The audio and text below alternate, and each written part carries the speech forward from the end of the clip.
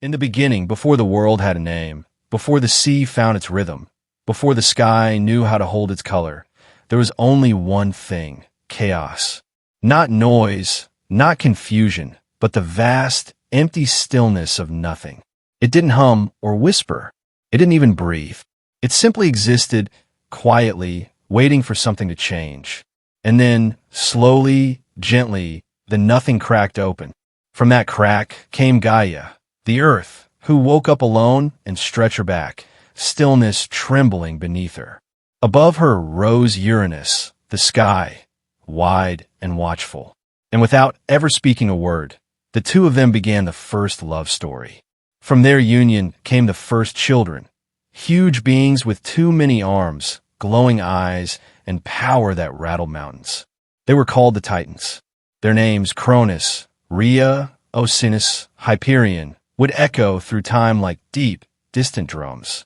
But even then, with nothing but silence between them and eternity, things were never quite at peace.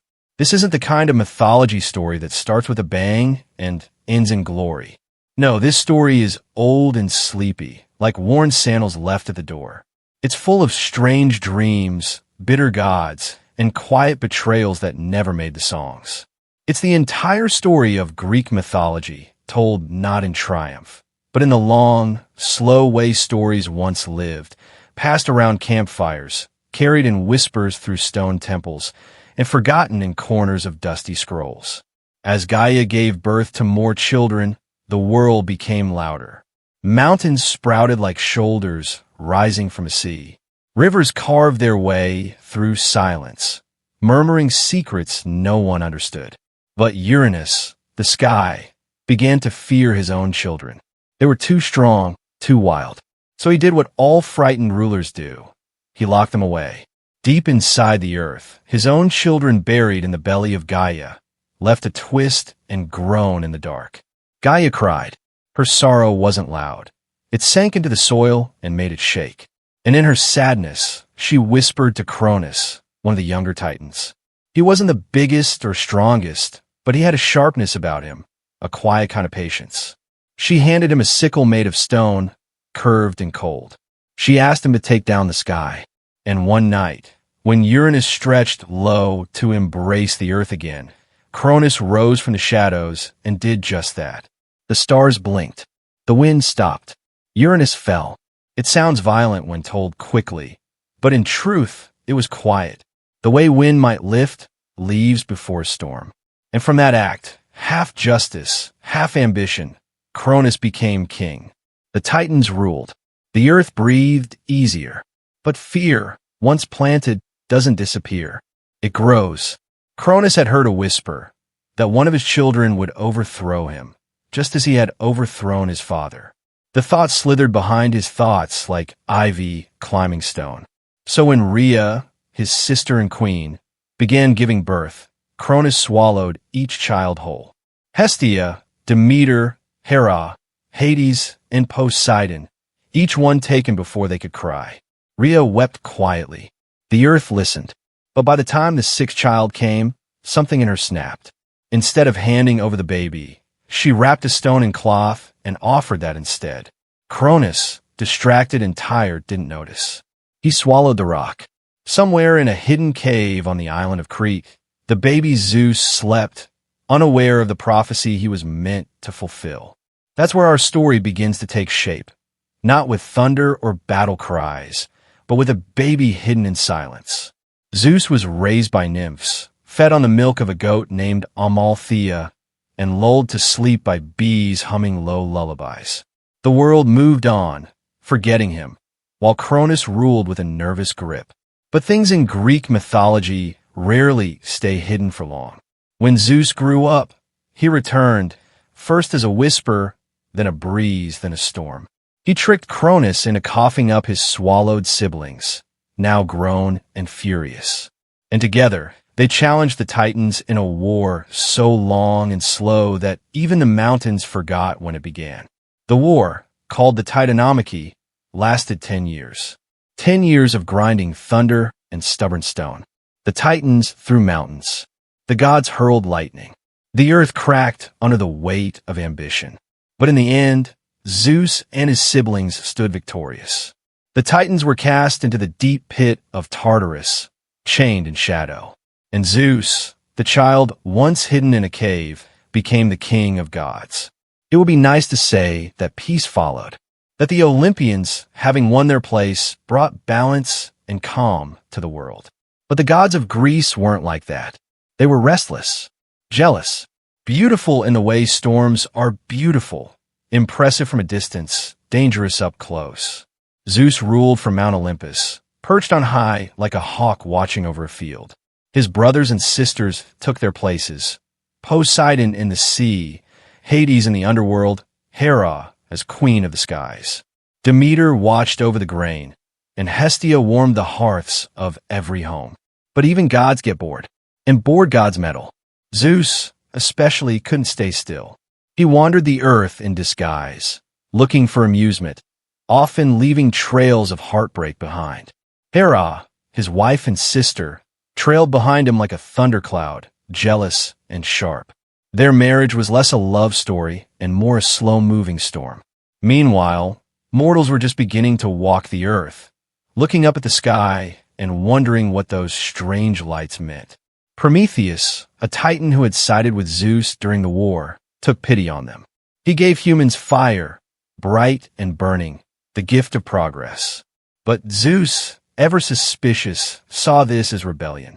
He chained Prometheus to a rock, where an eagle came each day to eat his liver, which grew back each night. It was a punishment carved out of patience and cruelty, the kind only gods can invent. And still, mortals kept growing, building temples, telling stories, dreaming dreams they barely understood. They looked to the sky and named the stars after the gods, hoping for mercy or meaning. On Olympus, the gods watched. Athena, goddess of wisdom, born from Zeus's head in full armor, guided clever kings. Apollo played his lyre and watched over truth and poetry. Artemis, his twin, ran wild through forests, untouched and unbothered. Ares roared on battlefields. Aphrodite stirred desire with a glance. Hermes danced between worlds, delivering messages and stealing secrets. Dionysus poured wine until the world blurred. They were not perfect beings. They loved and hated with equal force. They punished mortals for crimes of arrogance, but they committed worse ones themselves. They granted wishes with tricks hidden inside. And always, the stories continued. One god jealous of another, one mortal daring too much, one creature half human, half forgotten. Greek mythology was never just about gods. It was about humans trying to make sense of everything they couldn't control. Lightning, love, madness, war, hunger, and hope. These stories weren't bedtime tales.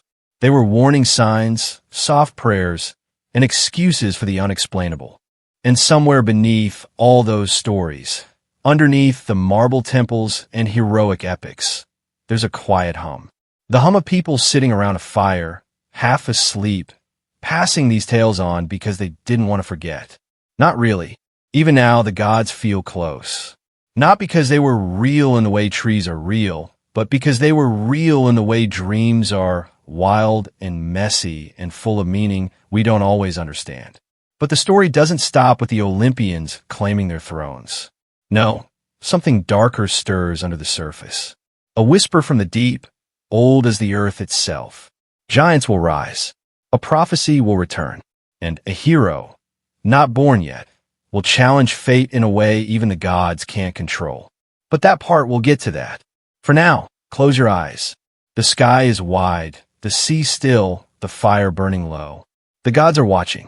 The story is just beginning. The wind on Mount Olympus was always steady, never harsh. It whispered through marble columns and rustled olive trees that never dropped their leaves. The gods sat high above the world of men, looking down, not always with kindness, not always with interest, but always watching. Their home wasn't filled with golden light and laughter as poets sometimes claimed. It was quieter than that, peaceful in a cold, polished way. Like a throne room no one dares to speak loudly in. Zeus sat at the center, lightning in his grip, but his mind often wandered. For all his power, he couldn't control everything. Not the future, not the minds of mortals, and certainly not the desires of his fellow gods.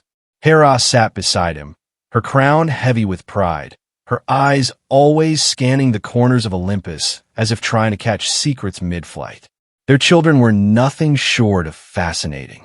Athena, sharp-eyed and always calm, rarely smiled but never stumbled. She was wisdom made flesh, born without a mother, fully formed from Zeus's skull. That odd birth alone made her different, distant almost. She walked among mortals when it suited her, but never stayed long. Her temples were quiet places, full of stone owls and silent scrolls. Ares, her opposite, was hot-blooded and impatient. He craved war, not for honor or reason, but for the chaos of it. While Athena guided kings to victory through strategy, Ares preferred to be in the thick of it, blades clashing, men screaming, blood staining the earth. Mortals feared him, and even the gods didn't trust him fully. He wasn't evil, just unpredictable. Then there was Apollo, who seemed to balance everything. God of light, music, healing, and prophecy. He was the golden boy of Olympus, but even his light cast shadows. His twin sister, Artemis, roamed the forests far from the thrones of men and gods alike. She preferred animals to people, moonlight to sunlight. She guarded her independence fiercely and punished those who tried to tame her. Hermes was the one always on the move, winged sandals brushing clouds, his tongue quicker than thought. He carried messages between gods, led souls to the underworld, and helped thieves just as often as kings. He laughed a lot, but listened more than anyone realized. People liked him because he didn't take himself too seriously. The gods let him speak truths they didn't want to hear, mostly because he did it with a smile. And then there was Dionysus, the newest of the gods, the wild card, born from Zeus, an immortal woman who was burned alive by the sight of a god's true form. Dionysus was twice born, first from his mother, then from Zeus's own thigh. His followers danced in the forests, singing and howling under the stars, drunk on wine and wonder. He was chaos and joy and madness all in one. Some called him a danger. Others called him freedom. But while the gods each had their place, their thrones, their temples, the world below was always changing. Mortals lived short, uncertain lives. They built cities, sailed ships, farmed dry soil, and told stories about the gods to help them sleep. Some of those stories were lies. Some were close to the truth. But all of them were meant to explain the unexplainable. And in the cracks between stories, monsters lived. In the caves beneath the earth, creatures older than the gods waited. Some had 100 heads. Some had venom for breath. Some were beautiful and deadly in the same moment. The gods didn't create all of them. Many were older, remnants of the world before Olympus. Creatures shaped by chaos, not order. Typhon, the storm giant, who once nearly destroyed all the gods. Echidna, his mate, the mother of monsters. They gave birth to fear itself. Hydra, Cerberus, the chimera. But there were other stories, softer ones, like the tale of Orpheus, who played music so beautiful that trees leaned in to hear it. He loved a woman named Eurydice, but she died young. Broken by grief, Orpheus traveled to the underworld to bring her back. His music softened the hearts of even the dead. Hades and Persephone agreed to release Eurydice, on one condition. Orpheus must not look back until they had both reached the surface. Step by step, he climbed, the silence behind him unbearable. At the last moment, just before daylight touched his face, he turned. She vanished. Forever. It's those quiet tragedies that make Greek mythology linger. Not just the wars or the gods' jealous fits, but the soft sorrow in between. The feeling of wanting something you can't have. Of breaking the one rule that mattered, not out of defiance, but love. Human choices in a world ruled by the divine. And then there's Persephone herself. She was the daughter of Demeter, goddess of the harvest. A girl of spring, soft and bright. One day, while picking flowers, the ground opened and Hades rose from the underworld to take her. Some say she was stolen. Others say she was curious and chose to follow. Either way, she vanished and Demeter wept. The earth turned cold. Crops withered. Winter was born. Eventually, a deal was made. Persephone would spend part of the year in the underworld and the rest above. That's why seasons change. When she returns to her mother, the world blooms. When she leaves, everything dies a little. It's a quiet, endless cycle. Loss, return, loss again. Even the gods, it seems, can't escape sorrow. The story of Greek mythology isn't a straight line. It twists and folds like ivy crawling up old stone. Heroes will rise, guided by gods or cursed by them. Cities will fall. Seas will open. Prophecies will hang over lives like fog that never lifts. There will be laughter and betrayal, pride and punishment, and always the feeling that nothing truly ends. Because even now, as you drift between waking and sleep, they wait. The gods, the monsters, the forgotten kings, the quiet tragedies and strange dreams that build a whole world from chaos. And someone new is about to enter the story. But that part will whisper in the next hour. He was just a boy when they first spoke his name. Barely more than a whisper carried through the marketplace dust and woven in a story's shared twilight. His mother never told him who his father was. Not fully, just that he came from across the sea, wearing a cloak that shimmered like starlight and eyes that never blinked at thunder. Some said he was a fisherman. Others said he wasn't even human. But the boy, who would grow to become something more than anyone expected, only remembered the way his mother's voice dropped whenever she mentioned the gods. Not with fear, but with something like guilt. In the small village where he was raised, myths weren't entertainment. They were warnings. You didn't say Poseidon's name near the shore. You didn't plant crops without offering a thread of your tunic to Demeter's altar. And if you saw a wolf with gold eyes, you shut your mouth and walked backward. Slowly, respectfully.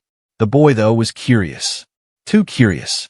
He asked questions about the stars, about the winds, about the strange symbols carved into the cliffs behind the olive grove. He'd spend hours tracing them, fingertips pressed against stone older than language. He didn't know yet that those marks weren't decorations. They were seals, locks, warnings meant to be forgotten. Elsewhere, far from his village, the gods stirred. Zeus had grown restless. Olympus was quieter than usual. No great war to command. No rebellion to crush. Hera, watching him from the edge of her throne, narrowed her eyes. She'd seen that look before, a storm brewing behind the smile. The last time he'd been this bored, a city had turned to ash. She didn't say anything, just leaned back, letting the weight of silence fill the chamber. Down in the underworld, Hades stood at the banks of the Styx. He didn't speak much. He didn't need to. The dead were always talking, whispering things they hadn't dared say when they had breath in their lungs. Most of it he ignored. But lately, there were rumors echoing even in death about a boy born with strange marks on his shoulders. A child who dreamed of places he'd never seen and spoke names he had no right to know. Hades didn't believe in fate, but he believed in patterns. And this one was familiar. The boy, meanwhile, had started to hear things. Not voices, exactly. More like melodies without instruments. A low hum beneath the wind, rising from the earth when he touched it. He tried telling his mother, but she just tightened her grip on a knife she used to cut herbs and told him never to mention it again. She didn't sleep that night. Neither did he. One afternoon, while chasing a goat that had wandered too far, the boy stumbled upon a cave. It wasn't marked on any maps, and none of the villagers spoke of it. But the air around it was thick, like standing underwater. He hesitated at the entrance. Something inside pulsed softly, like a heartbeat waiting in the dark. He didn't go in. Not yet. But he stood there for a long time, listening. The cave had once belonged to an oracle. Long before his village was built, before the gods had settled their thrones, this cave had been a doorway. Not just to another place, but to knowledge. Dangerous, twisting knowledge that couldn't be unseen. The last person who entered never returned. Her name was forgotten, but her screams still lived in the rock. Up in the skies, Hermes tilted his head. He was the only one who truly paid attention to mortal curiosity. It was his favorite thing about them, their refusal to accept mystery without poking it. He hovered above the cave that night, invisible to mortal eyes, and watched the boy from the shadows. There was something odd about him. Not divine, not quite, but close, as if someone had taken a spark of godhood and buried it deep inside a human chest, hoping it would stay quiet. Spoiler, it wouldn't.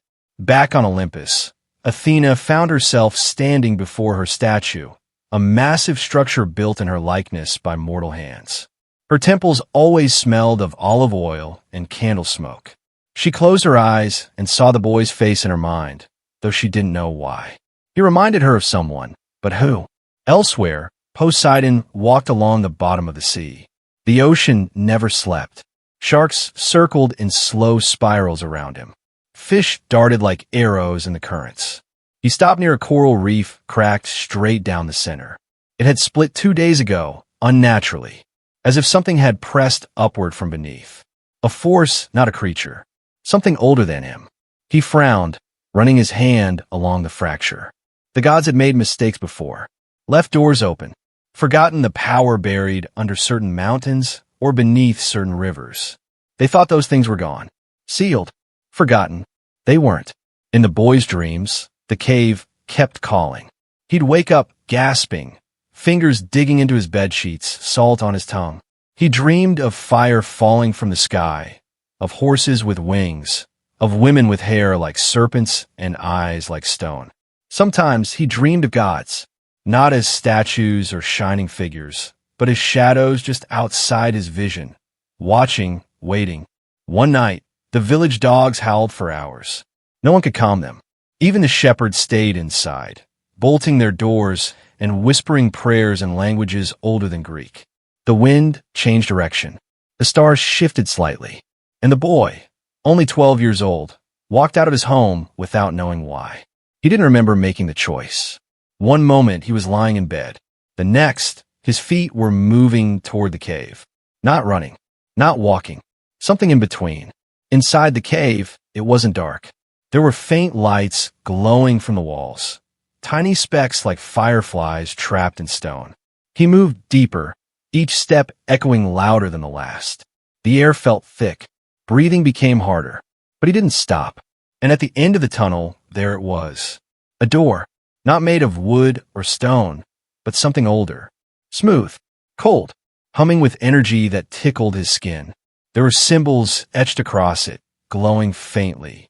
The same ones he used to trace on the cliffs. They pulsed gently when he touched them. Behind the door, something moved. Not a creature. Not exactly. Something waiting. His hand trembled as he reached for the center symbol, shaped like a spiral swallowing itself. A voice whispered from the shadows. Not a warning. An invitation. He hesitated, and somewhere, miles above, the gods looked down. Zeus stood from his throne. The boy was opening it. He wasn't supposed to. Not yet. But fate, once set in motion, doesn't wait for permission. And in the breath, between his fingers brushing the seal, and the world changing forever, everything went still. The door didn't open. Not fully. Not yet. But something in it stirred, as if the centuries that had kept it sealed were beginning to thin. It trembled, almost like it was breathing, as though whatever lay on the other side was not dead, not asleep, but waiting, waiting for the right moment, waiting for them. The boy and the girl stood in silence, the stone pulsing faintly before them. It wasn't just a door anymore. It was a memory made solid, a weight pressing against the cave walls, against their minds, even against the air itself. The girl stepped back first. "We're not strong enough," she said. The boy turned. Strong enough for what? To carry what's behind it, to remember it all. They left the cave without speaking again, the light from the symbols fading slowly behind them like a candle running out of wax. The sky outside was gray now, even though it had been blue when they'd entered. The trees whispered. The river ran slower. The world had noticed. Far across the land, a storm gathered over the island of Crete. The waves crashed harder than they had in years, and fishermen tied up their boats and refused to leave shore. Deep in the ruins of a labyrinth, the wind howled through the ancient stone like a warning. Dust that hadn't moved in generations stirred and rose in the darkness. A creature blinked. Not all myths are stories. Some are memories, buried, bound, forgotten. But memory is stubborn. In Athens, a scholar sat in a forgotten library at the edge of the Acropolis. His fingers were stained with ink, and scrolls lay unrolled all around him, their edges fraying from time and use. He had been searching for something, not treasure, not fame, but a thread of truth, a story that refused to die, no matter how many empires had come and gone. He paused, his hand hovering over a name scrawled in fading ink, Mnemosyne, the goddess of memory, the mother of the muses. He read the passage again, something about a gate, something about those who could touch the past and bring it forward again. His candle flickered, and in that small, trembling flame, he felt the presence of something watching. He wasn't alone. Elsewhere, the gods argued. On Mount Olympus, the council had been called, not one of ceremony or pomp, but one of necessity. The gods sat in silence. Even Dionysus, ever loud and restless, sat still. Ares leaned on his spear, face grim. Athena stood by the window, eyes narrowed toward the horizon. "They're waking up," Poseidon said finally. "The doors are weakening. The old truths are stirring. Let them," Hera snapped. "They'll learn nothing new. Mortals always dig into the past like it'll change what they are. But what if it does?" Athena asked quietly. Zeus didn't speak. Not yet. Artemis stepped forward. The boy found the cave. The girl, too. And others are rising. They're drawn together, dreaming the same visions. Hermes laughed under his breath. A new generation of heroes? Or just children chasing shadows? Children, Hestia said, have a way of seeing what the old refuse to remember. The room went silent. Zeus finally raised his head. "We will watch, but we will not stop them. Not yet." Apollo looked over. "Because you think they'll fail?" Zeus didn't blink. "Because I think they won't." And so the gods waited, not with faith, but with tension. Meanwhile, the boys' nights became stranger. Sleep no longer brought peace, only stories. Dreams of labyrinths stretching forever. Of giants made from stone and sky. Of a girl with burning eyes and a voice that echoed like thunder. He saw the birth of the world. Not through words, but as if he had been there. He saw Gaia rise from chaos, her form vast and endless, shaping the land, the sky, the sea. He saw Uranus stretch above her, stars spinning through his veins. And he saw the birth of their children, the Titans, tall and terrible and magnificent. He saw Cronus take the sickle and strike down his father, blood falling into the sea. He saw the Furies scream into life from that blood. He saw Aphrodite rise from the foam, her beauty blinding. And then darkness. He saw Cronus devour his children. Hestia, Demeter, Hera, Hades, and Poseidon, each swallowed whole, their cries echoing through his ribs. He saw Rhea weep. He saw her hide the last child. And he saw Zeus, small and burning with quiet fury, hidden away until the time came to reclaim the world. The boy woke with a gasp. His hands trembled. His skin was slick with sweat, and on his bedsheets, drawn in ink he didn't remember using, was the image of a sickle. The girl arrived the next morning. "I dreamed it too," she said. They didn't ask each other how they knew. There were others now. 3 more children from distant villages. A quiet boy who always knew when someone was lying. A girl who could read ancient Greek like her first language. And a boy with no parents who never seemed to get cold, even in winter. They met in secret, shared dreams, compared stories. Some had seen the Titans. Others had seen gods they couldn't name. But one dream was shared by all. A tree, massive and golden, growing from a crack in the world. Its roots held the past. Its leaves held the future. And at its center was a heart, beating slowly, watched by eyes that did not blink. The tree was guarded by a name none of them could say aloud. They could feel it just beneath the skin of language, like a scream trapped in silence. The boy returned to the cave with them. They stood before the door together this time. And it responded, not like before, not a flicker, not a whisper, but with warmth. It recognized them. It welcomed them. And for a moment, they all felt what it meant to remember everything. They saw the world as it once was, the battles of gods and monsters, the rise and fall of kingdoms that had no names. They saw Daedalus building his maze. They saw Icarus fall. They saw Theseus forget. They saw the face of Medusa, once beautiful, now cursed by pain and betrayal. They saw Prometheus chained, his crime not pride, but compassion. They saw the secrets that even Olympus had forgotten. And then, nothing. The door went dark. The light was gone, and each of them dropped to the cave floor, gasping as if they'd been dragged from underwater. The boy sat up first. "What was that?" the quiet boy asked. The girl looked pale. A warning. From that moment on, they could not forget. Even if they tried, the stories clung to them. They saw echoes in everything, in river bends, in constellations, in the way strangers looked at them a moment too long. They were being watched by the world, and something else, something older than Olympus, something that remembered being forgotten. Meanwhile, beneath the earth, in a place deeper than the underworld, a figure stirred, bound in shadow and silence. It opened its eyes for the first time in an age. Its voice had not been heard in millennia. Its name had been struck from every stone, every scroll. But now it whispered, "Let them come." And the roots of the golden tree pulsed, waiting. The days after the cave incident blurred into a strange calm, like the quiet before a storm you could feel but not see. The boy and the girl tried to return to their normal routines, school, chores, pretending to laugh at jokes. But the feeling of being connected to something far older than themselves never left. It wasn't just a memory now. It was a presence, like a soft whisper that followed them even in daylight. The others in their group were feeling it too.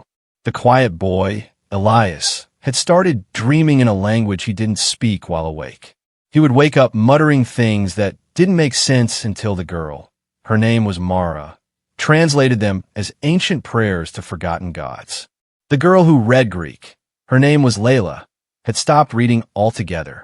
She said every word she looked at seemed to rearrange itself, like the page wanted her to see something else underneath. And the boy who never felt cold, Nico, had started attracting animals. Birds, cats, even wild dogs. They would watch him, follow him, as if they remembered him. Something was changing, and it wasn't just them. One morning, the boy, his name was Theo, found an old man sitting on the steps outside his home. He didn't look dangerous, just tired and strangely familiar. He wore layers of mismatched robes and carried a walking stick carved with strange symbols. Theo didn't ask who he was. He didn't need to. "You've seen it," the man said, not as a question, but as a fact. "The beginning of all things." Theo nodded slowly. "Do you know what it means?" He didn't answer. The man stood. "When memory stirs, so does the thing that was locked away to protect the world from it." The gods were not always wise, nor kind. Before Theo could say anything, the man placed a small object in his hand. It was a smooth, flat stone with a spiral carved into it. When the doors open fully, you must choose what to carry through. And then he walked away, disappearing around the corner like smoke in the wind. That night, Theo told the others. Mara paled. Layla began crying for reasons she couldn't explain. Nico was silent, gripping a stone of his own that he'd apparently found that morning in his pocket. "We're being prepared for something," Elias said. "But what?" Layla asked. "A war? A prophecy? Some kind of test?" Theo didn't answer. He was still thinking about the man's last words. What to carry through? In the weeks that followed, more stories began to surface. Stories from villagers, from travelers, even from news reports. Odd weather patterns, ancient ruins uncovered by earthquakes, statues that wept or bled or glowed in the moonlight. A temple was found beneath a lake that hadn't been dry in thousands of years. Inside, carved into the walls, were images of the 5 of them. Not exactly them, but their faces close enough to make them all stop breathing for a moment when they saw the pictures. "They knew we'd come," Nico said. "They don't know how it ends," Mara whispered. But someone did. In a museum in Delphi, a researcher named Dr. Ilias Petros stumbled upon a tablet that hadn't been cataloged. It was behind a false panel in a storage room, untouched, dusty, heavy. When he cleaned it off and read the first few lines, he froze. He had studied Greek mythology for most of his life. But this was a myth. This was instruction. It didn't tell stories of gods and monsters. It told warnings. Names that were supposed to be buried forever. A map that didn't lead to treasure, but to a lock. A lock that, if opened, could let loose something far older than even the Titans. It mentioned a name he'd only seen once before, in a fragment of a scroll destroyed in a fire decades ago. Phobos. Not just fear, not just the god of it, but something deeper. A force. A curse. A living echo from before the first gods. Dr. Petros made copies. Sent emails. Contacted universities. But by the next morning, the tablet was gone. So was the panel it had been hidden behind. So was every digital trace of his discovery. Someone, or something, was covering it up. And then, in the far north of Greece, near the ancient ruins of Dodona, where the oldest oracle once spoke through sacred oak trees, lightning struck the earth in the dead of night. No clouds, no storm, just light, and a crack that split the earth like a wound. The roots of a massive, golden tree could be seen glowing from within. It was beginning. The gods were growing restless. Ares sharpened his blade daily now. Athena had taken to walking alone, pacing the same stretch of marble over and over. Even Hephaestus had stopped forging, his fires dimmed with anticipation. Hades said nothing, but even in the underworld, the souls had started whispering. Something was disturbing their rest. Hermes watched the mortal world closely, flickering between places like a shadow on water. He saw the 5 children. He saw the ripple they were causing, like stones dropped into a still lake. They don't even know the real story, he muttered to himself. And then, one night, when Theo was alone, the door in the cave opened. Not fully, but just enough. Inside was not fire or shadow or monsters. Inside was a memory, so old it had forgotten how to speak. A throne, cracked and empty. A voice without a body, saying just one word, return. Theo stepped back. His hand gripped the spiral stone without realizing it. He knew, somehow, that whatever had spoken was not a god. It was what the gods had locked away. The original power. The reason myths were made in the first place. Not to tell stories, but to hide truths. Truths too heavy for any one person to hold. And now they were leaking back in dreams, in ruins, in memory. They had been chosen not to save the world, but to remember it correctly. And what they chose to do with that memory could either seal the cracks or split them wide open. The 5 of them stood together days later at the base of the golden tree. It had grown out of nowhere, its roots tearing through earth and time like they were paper. No one else could see it, only them. Its leaves whispered when the wind blew. Each whisper a name, each name a cost. Theo looked to the others. We're not ready, Layla said. We may never be, Elias replied. But we have to try, Mara said, her voice steady. They each stepped forward and placed their spiral stones on the roots. The tree responded. It glowed brighter. And something cracked in the sky. Something not quite thunder, not quite light. A tear, a doorway.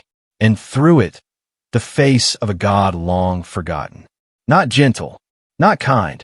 Watching, waiting, and smiling, as if it remembered them too. The tree didn't stop glowing. Its golden branches pulsed softly, casting light over their faces like it was alive. Watching them, listening. The wind stirred, though there were no leaves to rustle, and for a moment, time seemed to slow. Theo felt his breath catch in his chest. Not out of fear, but recognition. Like he'd seen this tree before in a memory that didn't belong to him. A warm weight pressed in his hand his spiral stone. It vibrated slightly, as if responding to the tree. He glanced at the others. Mara's eyes were wide, but focused, like she was ready to run or fight. Nico, as always, stayed still. His hand was clenched tight. Layla's fingers trembled as she touched the bark, whispering to herself in ancient Greek. And Elias just stared upward, blinking rapidly like he was remembering something he'd been made to forget. No one spoke for a long time. Then the tree stopped glowing. Not all at once, but like a sigh, fading gently into the earth. The silence it left behind was heavy. It wasn't just the quiet of an empty forest. It felt like the whole world had stopped to wait.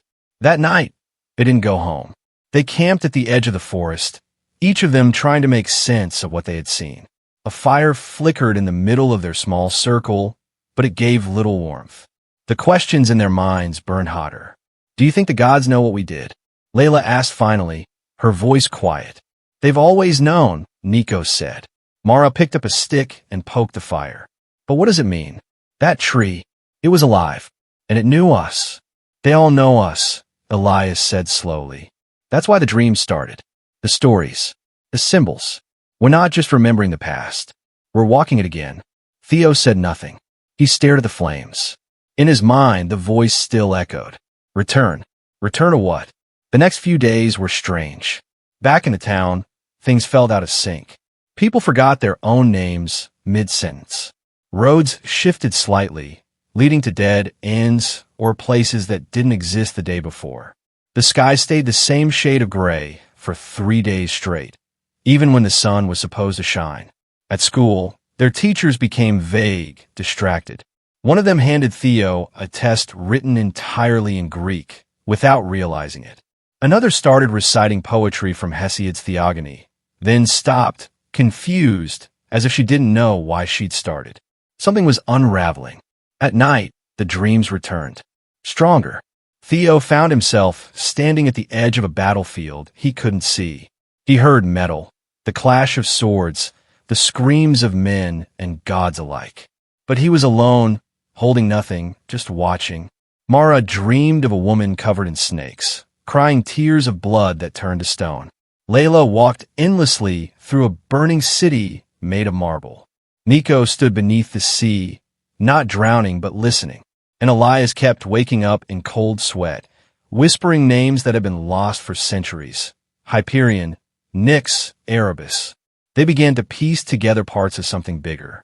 There had once been an agreement between the gods and the forgotten ones. Not the Titans. They were already known, but those even older, those who had no temples, no stories, no names. The gods didn't defeat them. They made a deal, and part of that deal involved memory. As long as no one remembered, the old ones would sleep. But memory had returned, and with it, so had the cracks. The group met in secret in an abandoned chapel that used to be part of an old monastery on the hill. The roof was half collapsed, and moss grew through the floor, but it felt right somehow, like a place that had seen time pass without judgment. They spread out everything they'd found, drawings, journal entries, strange coins, the spiral stones. Layla brought pages of translations she'd been working on. Mara carried a dagger they'd found beneath the roots of the tree. Its blade shimmered faintly, even in darkness. No one knew why. Theo stared at a broken mask that had appeared in his bag one morning. It looked like something a priest would wear, but older, cracked down the center. The inside was etched with words in a language none of them could read. "What if we're not the first?" Elias said suddenly. They looked at him. He pointed to the edge of one of the scrolls. "This passage, Layla, you said it spoke of 5 shadows." She nodded. "Yes, 5 who would walk between memory and myth. Maybe that's not us. Maybe it's a cycle. Maybe this has happened before. Then why would the tree respond to us?" Mara asked. "Because the story never ends," Theo said quietly. "It just waits for someone new to carry it." The idea sat with them. Heavy. True. Later, after they all went home, Theo stayed behind. He sat in the dark of the chapel, holding the broken mask. He felt the presence again.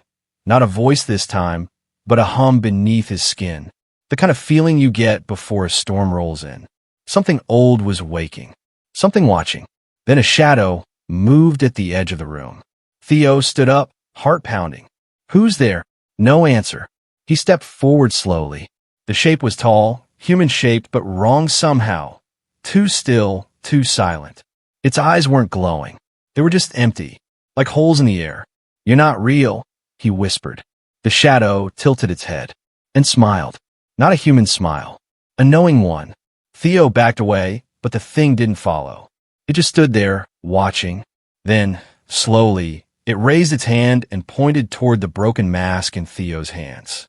When Theo looked down, the crack in the mask had closed. The spiral on his stone began to glow again. He didn't sleep that night. The next day, the group met again, and he told them everything. Layla flipped through one of her books, searching for symbols. That shadow, it sounds like a watcher. They were the ones left behind to make sure the old ones stayed forgotten. Why would it show itself now? Mara asked. Because we're too close, Elias said. We're remembering too much. They're scared, Nico added. For the first time, his voice shook. That afternoon, storms broke across the country. Earthquakes were reported in the Aegean. Fishermen swore they saw things in the water. Not whales, not sharks. Shapes with eyes like burning gold. In Athens, a statue of Zeus fell over during a clear day, cracking the marble temple in two. Something was waking.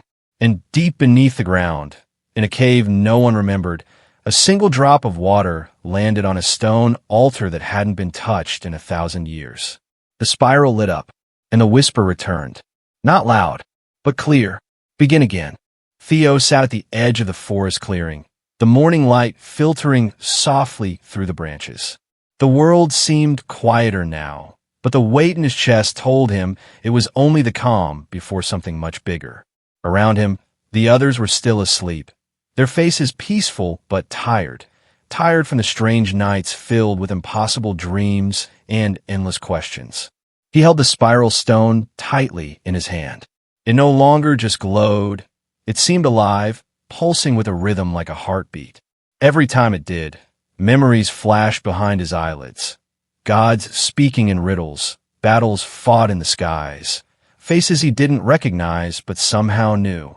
The stone wasn't just a piece of the past. It was a key to secrets buried deeper than any of them had guessed. The others woke slowly, one by one. Mara stretched and yawned, her eyes sharp despite the exhaustion. Any luck last night? She asked Theo. He shook his head. Only more questions. Layla looked up from her book. The texts keep mentioning something called the Veil of Mnemosyne.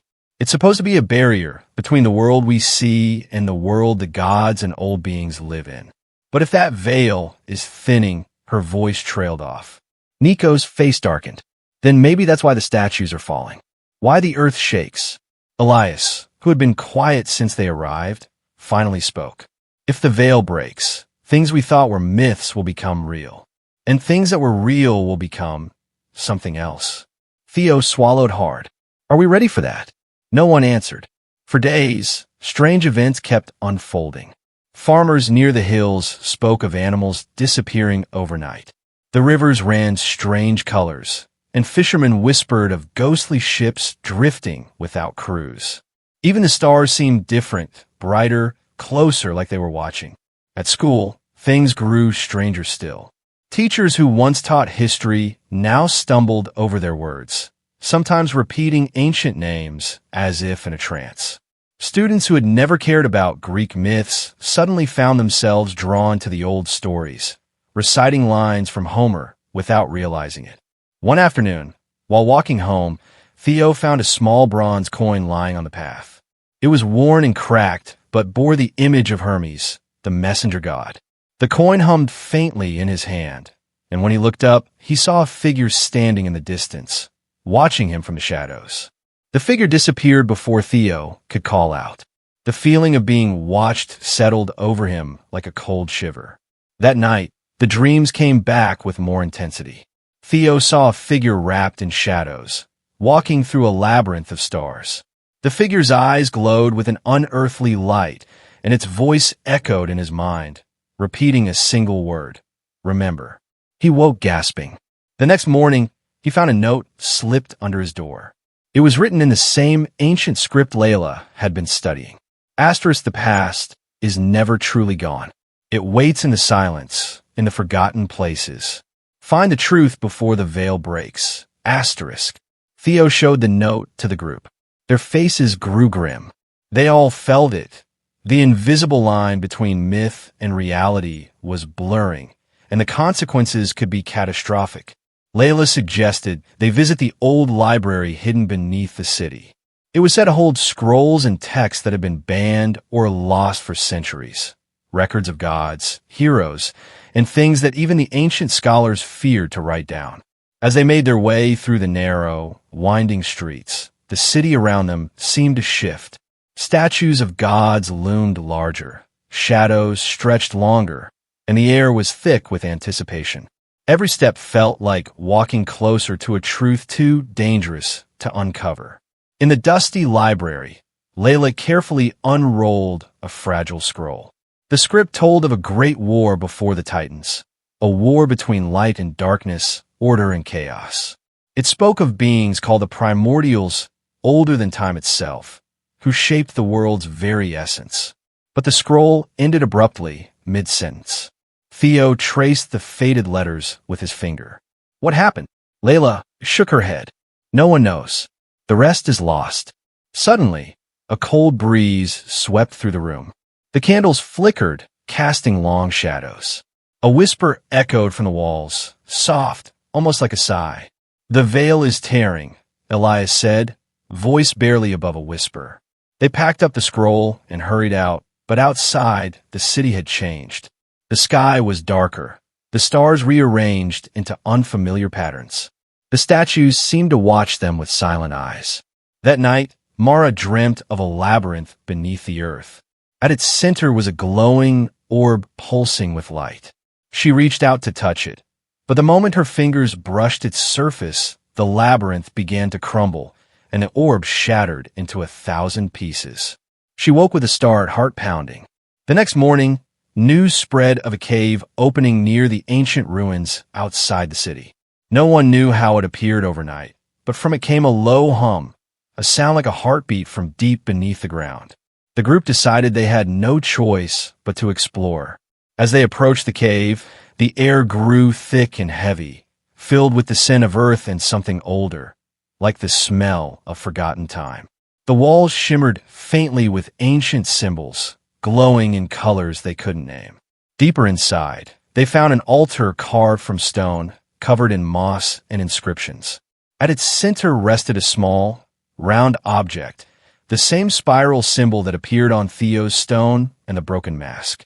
When Theo reached out to touch it, the ground trembled. A voice echoed through the cave, low and resonant. The cycle begins anew. The gods and the forgotten will rise. Remember or be lost. They barely escaped as the cave collapsed behind them, sealing the mysteries once again, but the warning remained. The world was changing. The myths were waking. And the question that haunted them all was no longer if the gods were real, but what they would do when they fully returned. As they stood in the fading light, the spiral stone in Theo's hand pulsed brighter than ever before. The story was far from over, and the next chapter was waiting in the shadows. The days that followed were heavy with silence.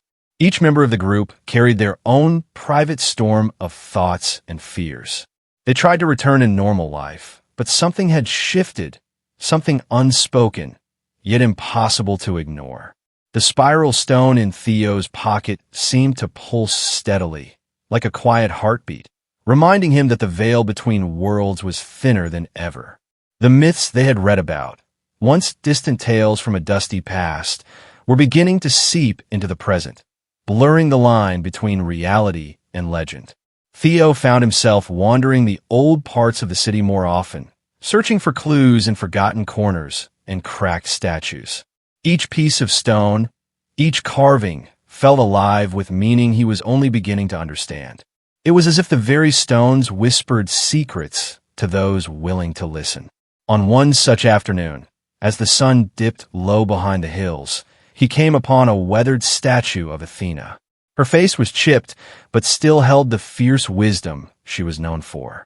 Theo touched the cold stone and closed his eyes, imagining the stories behind her, the battle she had fought, the guidance she had given to heroes, and the quiet moments when even gods must have felt uncertain. In his mind, he heard a faint voice, soft yet firm. Remember your purpose. Startled, he opened his eyes to find Mara beside him, watching quietly. You heard it too, didn't you? She asked, voice barely above a whisper. He nodded. I don't know if it's real or just in my head, but it feels important.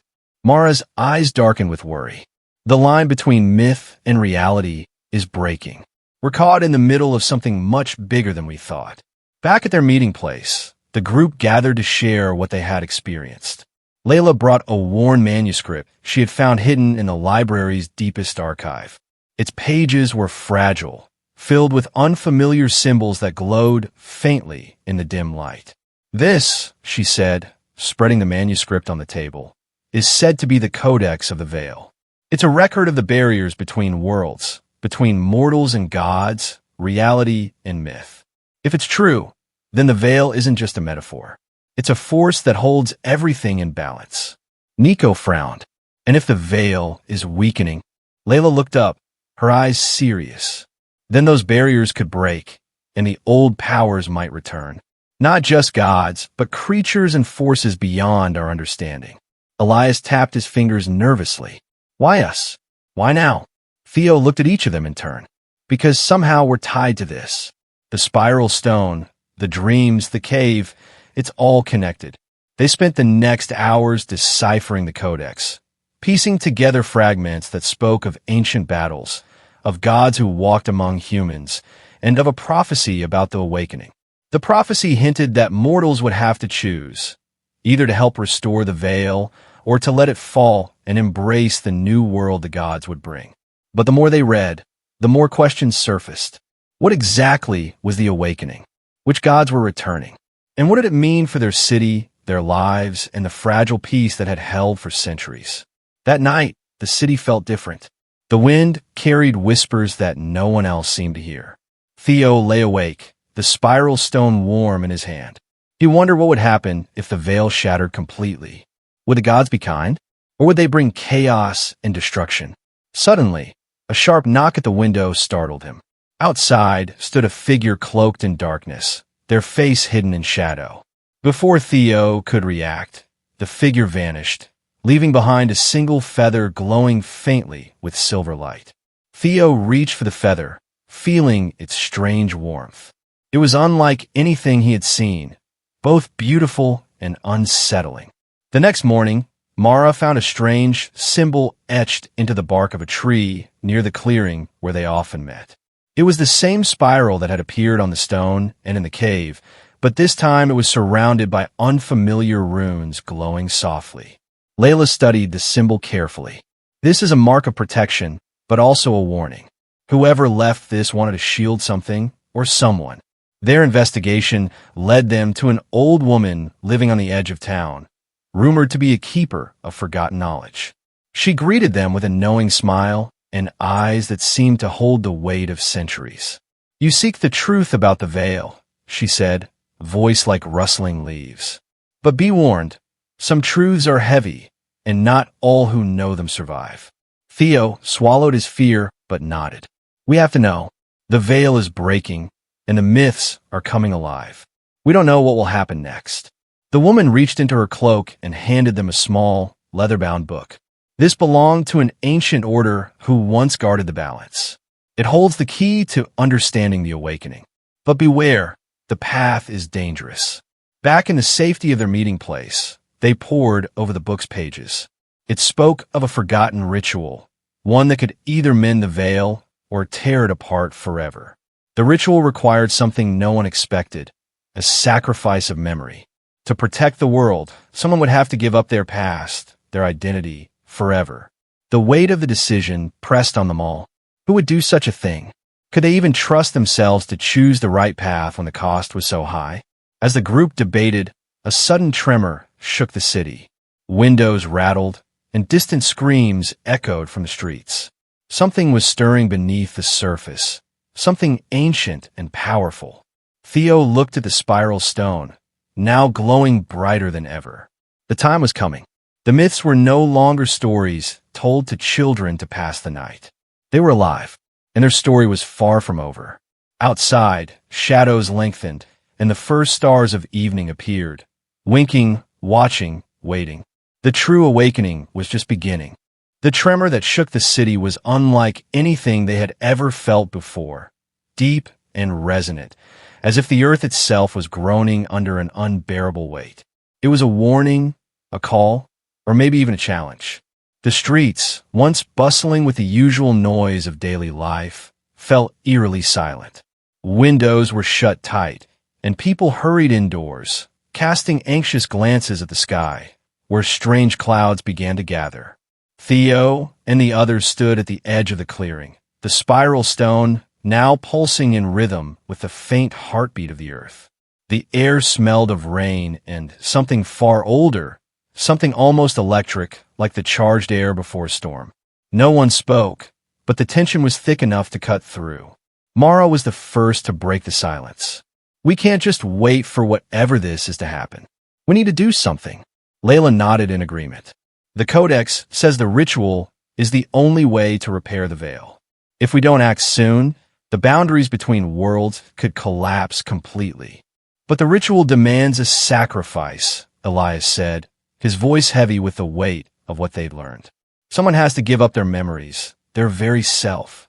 The thought was chilling. The idea of losing everything that made someone who they were wasn't just terrifying, it felt impossible. Theo clenched his fist around the stone. Maybe the sacrifice isn't about losing who we are, but about protecting who we could become. Nico frowned. That sounds like something a god would say to convince mortals to suffer for their own plans. Laughter was bitter, but short-lived. They all knew the truth was more complicated. The gods of Greek mythology were never simple, full of contradictions, power, mercy, and cruelty all wrapped into one. Suddenly, a low rumble echoed through the city again, but this time it was different, closer, louder. The ground beneath their feet seemed to pulse, and the very air shimmered, as if reality itself was bending. From the horizon, dark shapes began to emerge, moving swiftly toward the city. Shadows twisted and turned, forming the vague shapes of creatures neither fully human nor beast. The stories they had read suddenly felt alive and threatening. "We don't have much time," Layla said, eyes wide with urgency. "The veil is tearing, and those creatures are slipping through." Theo took a deep breath. "We have to find the heart of the veil, the place where the ritual must be performed. If the legends are true, it's hidden deep beneath the ancient ruins outside the city." The group quickly gathered what they needed, moving with purpose despite the growing fear. As they left the safety of the clearing, the city behind them seemed to hold its breath. The journey to the ruins was tense. Every sound seemed amplified. The crunch of leaves underfoot, distant howls, the eerie whisper of wind through broken columns. The ruins themselves were a tangle of stone and shadow, a place where time had folded in on itself. At the center of the ruins stood a massive stone pedestal carved with ancient symbols. Some they recognized, others completely alien. The spiral was there too, etched deep into the stone, glowing faintly in the dim light. Layla carefully spread out the codex and a leather-bound book on the pedestal. "This is it. The ritual must begin here." Theo felt the stone in his pocket burn warmer, almost as if urging him forward. He glanced at the others, each face showing determination mixed with fear. As Layla began to chant words from the book, the air grew thick with power. The ground trembled again, and the glowing spiral on the pedestal brightened until it bathed the ruins in soft light. Suddenly, the shadows outside the ruins surged forward, like a tide crashing against a wall. The creatures from the myth world were coming, trying to break through the veil before the ritual could finish. Nico raised his voice. "We have to hold them back." With no weapons but their courage, the group stood firm, their eyes fixed on the glowing pedestal and the swirling energy around it. The creatures howled and clawed at the edge of the light, desperate to break through. Theo felt the warmth of the spiral stone flood through him, steadying his nerves. The legend spoke of heroes who rose when the world was at its darkest. Now, it was their turn to become part of that story. As the ritual reached its peak, a sudden vision struck Theo, a figure cloaked in shadow, standing beyond the veil, watching, waiting. The figure's eyes gleamed with a mixture of sorrow and rage. "Remember," the voice whispered again, echoing in his mind. And then, just as suddenly as it had started, the tremors stopped. The creatures recoiled, fading back into the shadows between worlds. The light from the pedestal softened, the spiral stone cooling in Theo's hand. But the veil was not fully restored. A thin crack still ran through the fabric of reality, shimmering faintly in the dark. Layla looked at them all, her voice steady but grave. The ritual worked, partially, but the veil is fragile now, and the price is yet to be paid. Whose sacrifice? Mara asked, voice shaking. No one answered. The question hung heavy in the air. Theo looked down at the spiral stone, its glow dim but persistent. The mysteries were deeper than they had imagined, the dangers far from over. The gods, the myths, the very fabric of their world, they were all tangled together now. And the next move would change everything. Outside the ruins, the stars above twinkled silently, their light reaching across the veil, hinting at the stories yet to unfold. The awakening was only just beginning. The cool night air wrapped around them as they stood silently near the ancient ruins, the faint glow of the spiral stone in Theo's hand the only source of light besides the pale stars above. The ritual had bought them some time, but it was clear the battle for the veil was far from over. The crack shimmering faintly in the fabric of reality was like a wound that refused to heal, constantly oozing uncertainty and danger. Mara broke the silence. If the sacrifice hasn't been made, what does that mean for us? For the world? Layla's eyes scanned the worn pages of the leather-bound book again, her fingers trembling slightly. The sacrifice is necessary to seal the veil permanently. Without it, the veil remains weak, and the creatures from the other side will keep trying to cross over. Elias shifted uncomfortably. But who would even be willing to give up their memories? Their entire identity? It's like losing yourself. Nico's usual sarcasm was gone, replaced by a rare seriousness. We're already losing pieces of ourselves by getting involved in this.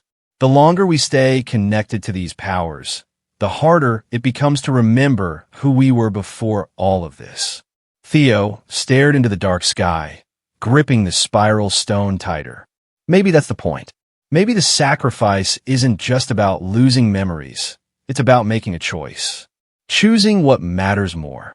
Holding on to the past or protecting the future. Layla nodded slowly.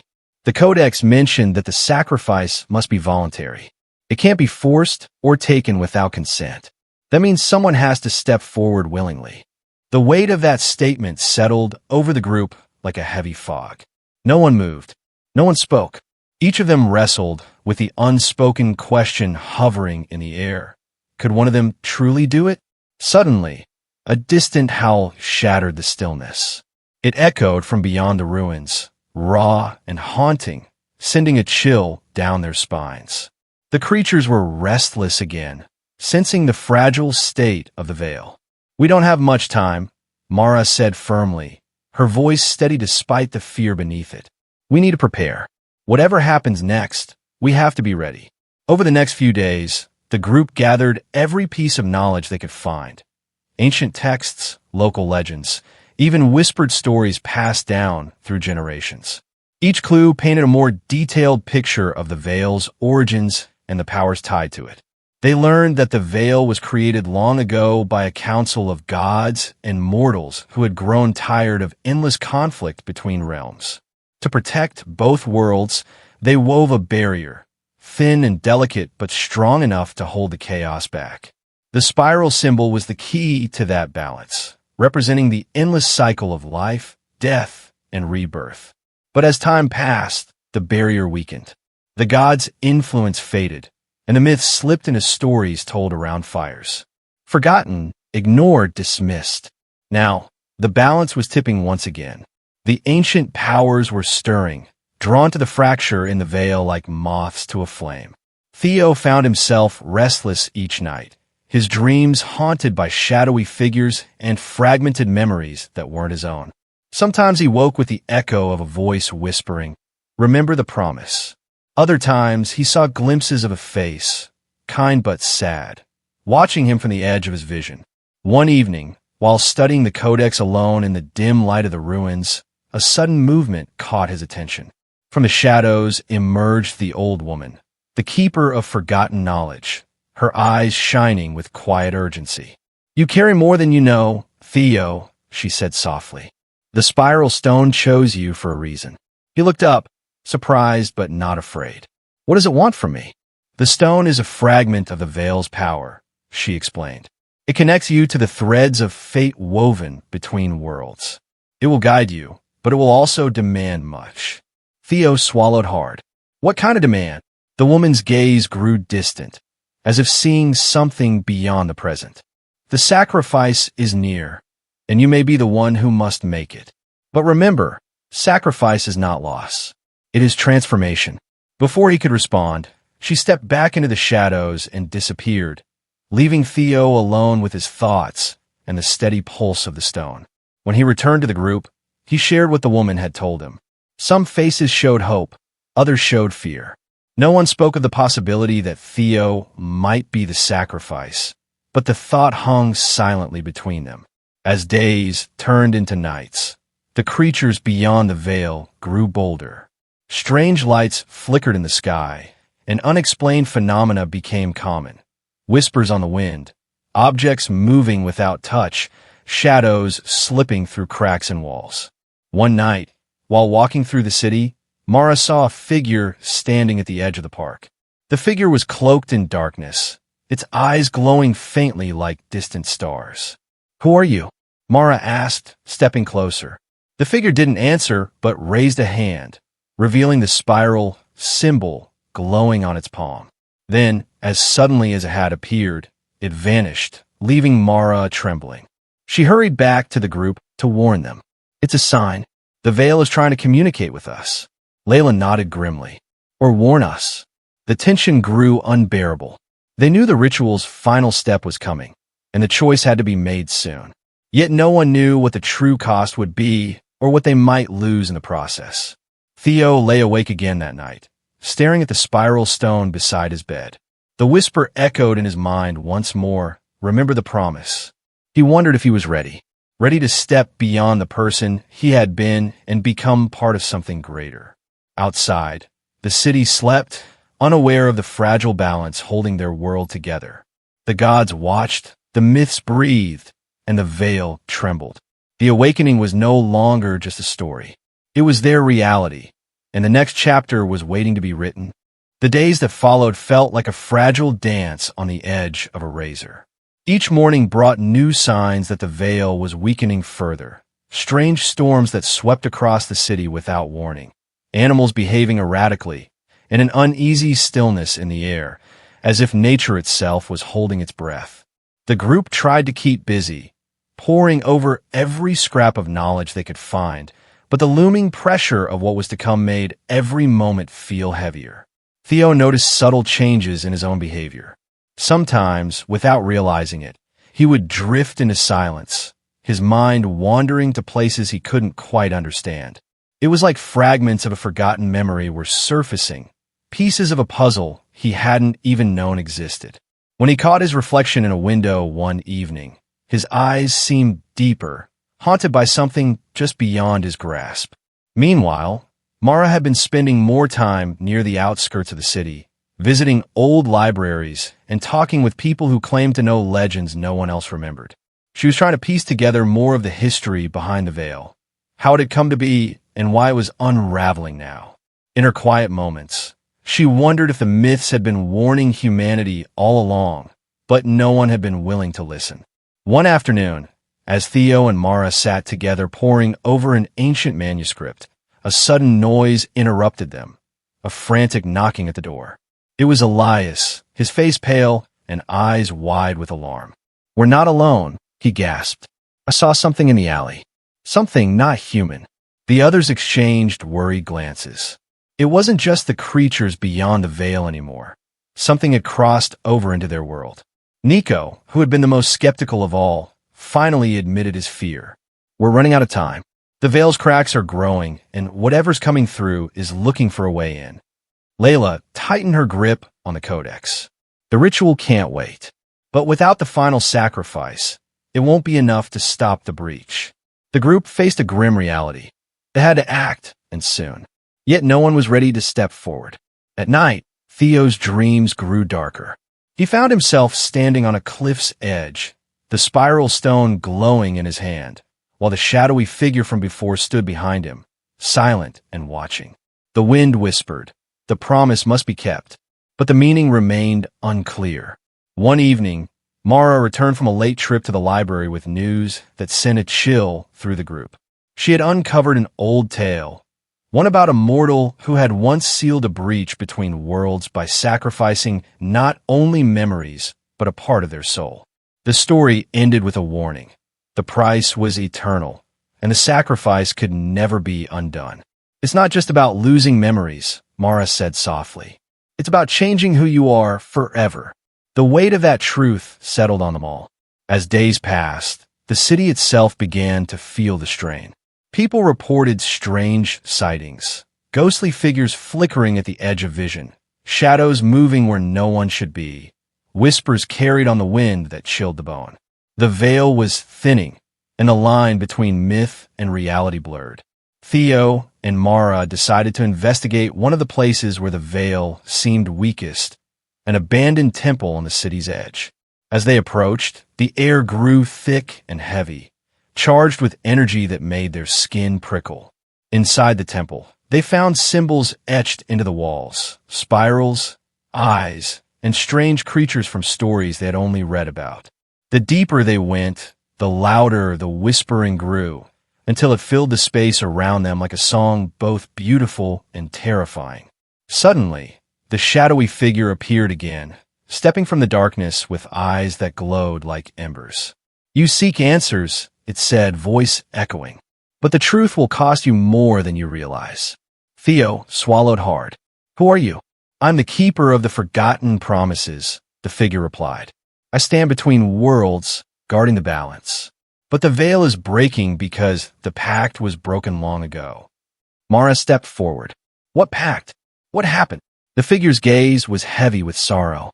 "Long before your time, mortals made a deal with the gods to protect their world. But greed and fear led to betrayal. The sacrifice was never fully made, and now the debt must be paid." Theo's heart pounded. "Is there a way to fix this without losing ourselves?" The figure shook its head slowly. "Sacrifice always demands a price, but the choice remains yours." As the figure faded back into shadow, the temple seemed to shudder, as if warning them to leave. Back with the group, Theo shared what he had learned. The realization that their struggle was tied to ancient betrayals and broken promises deepened the urgency, but also complicated their mission. Each member of the group began to face their own fears and doubts. Elias, haunted by visions of creatures from the other side, questioned whether he could survive the coming sacrifice. Mara wrestled with the idea of losing her identity to save the world. Layla, carrying the knowledge of the ritual, struggled with the weight of responsibility. And Theo, he felt the pull of the spiral stone stronger than ever, the whisper growing louder, demanding a choice he wasn't sure he was ready to make. The city continued to change. Streets that once bustled grew quiet, shadows lengthened unnaturally, and a feeling of impending doom settled over everything. The group knew they were running out of time. The veil's cracks were widening, and the creatures beyond were preparing to cross over again, stronger and more relentless. Yet the sacrifice remained a mystery. Who would give up everything? And what would happen to them afterward? As they gathered once more in the ruins, staring at the fading glow of the spiral, the question hung heavy in the air. The story was far from over, and the next chapter promised challenges they could not yet imagine. Outside, the night whispered secrets in a language older than time, and the veil trembled, waiting for what was to come. The weight of the unknown pressed heavily on them as the days slipped by, each moment thick with anticipation and dread. No one dared to speak openly about the sacrifice, yet it shadowed every conversation, every glance exchanged in the flickering candlelight. The air around them seemed charged with invisible tension, as if the very world held its breath, waiting for something to break the silence. Theo found himself more isolated than ever. The spiral stone's glow had become a constant companion, pulsing faintly in his pocket like a heartbeat synced to his own. Sometimes, when he was alone, he could swear he heard the whisper grow louder, a soft, persistent call tugging at the edges of his mind. Remember the promise. It repeated over and over like a song stuck just out of reach. He wasn't sure if it was the stone or something deeper within himself that ached with a need to act, to understand what lay ahead. But every time he tried to explain it to the others, words failed him. How do you describe a pull on your soul? How do you share a secret that might cost you everything? Mara, ever the seeker, was relentless in her pursuit of answers. She spent hours in the city archives, digging through faded scrolls and brittle manuscripts that spoke of forgotten rites and ancient alliances. She shared bits of her discoveries with the group, her voice low and urgent. "There are stories of others like us," she said one evening, spreading old parchment across the table. "People who tried to mend the veil before, who faced impossible choices." Layla nodded thoughtfully, but none of them succeeded fully. That's why the breach keeps opening. Elias, who had grown quiet since his frightening encounter in the alley, looked up with a haunted expression. What happens to those who make the sacrifice? What becomes of them? No one answered. The question was a shadow looming larger than any of them wanted to admit. As the days shortened and the nights grew colder, strange happenings escalated. Lights flickered without cause. Shadows twisted and danced at the edges of vision, refusing to be caught or understood. Whispered voices, faint but chilling, floated on the wind, carrying promises and threats no one dared fully to hear. One night, as the group gathered in the ruins to prepare for the ritual, Nico suddenly spoke, breaking the heavy silence. "We're not just fighting to seal the veil," he said, eyes scanning the dark trees beyond. "There's something else, something more. Those creatures, they're not mindless. They want something from us. And if we don't give it to them, they'll take it anyway." Mara frowned. What could they possibly want? Nico hesitated, then lowered his voice. "Power, control, maybe even revenge. But there's also something personal in it, something tied to the promise Theo carries." Theo's breath caught. "What do you mean?"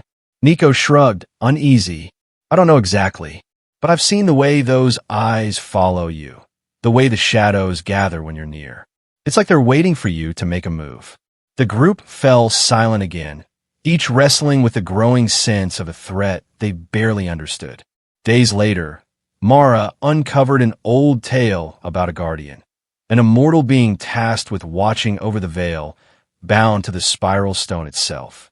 The guardian's name was lost to time, but the legend said this protector was both a shield and a prisoner, forced to make sacrifices across generations to keep the balance intact.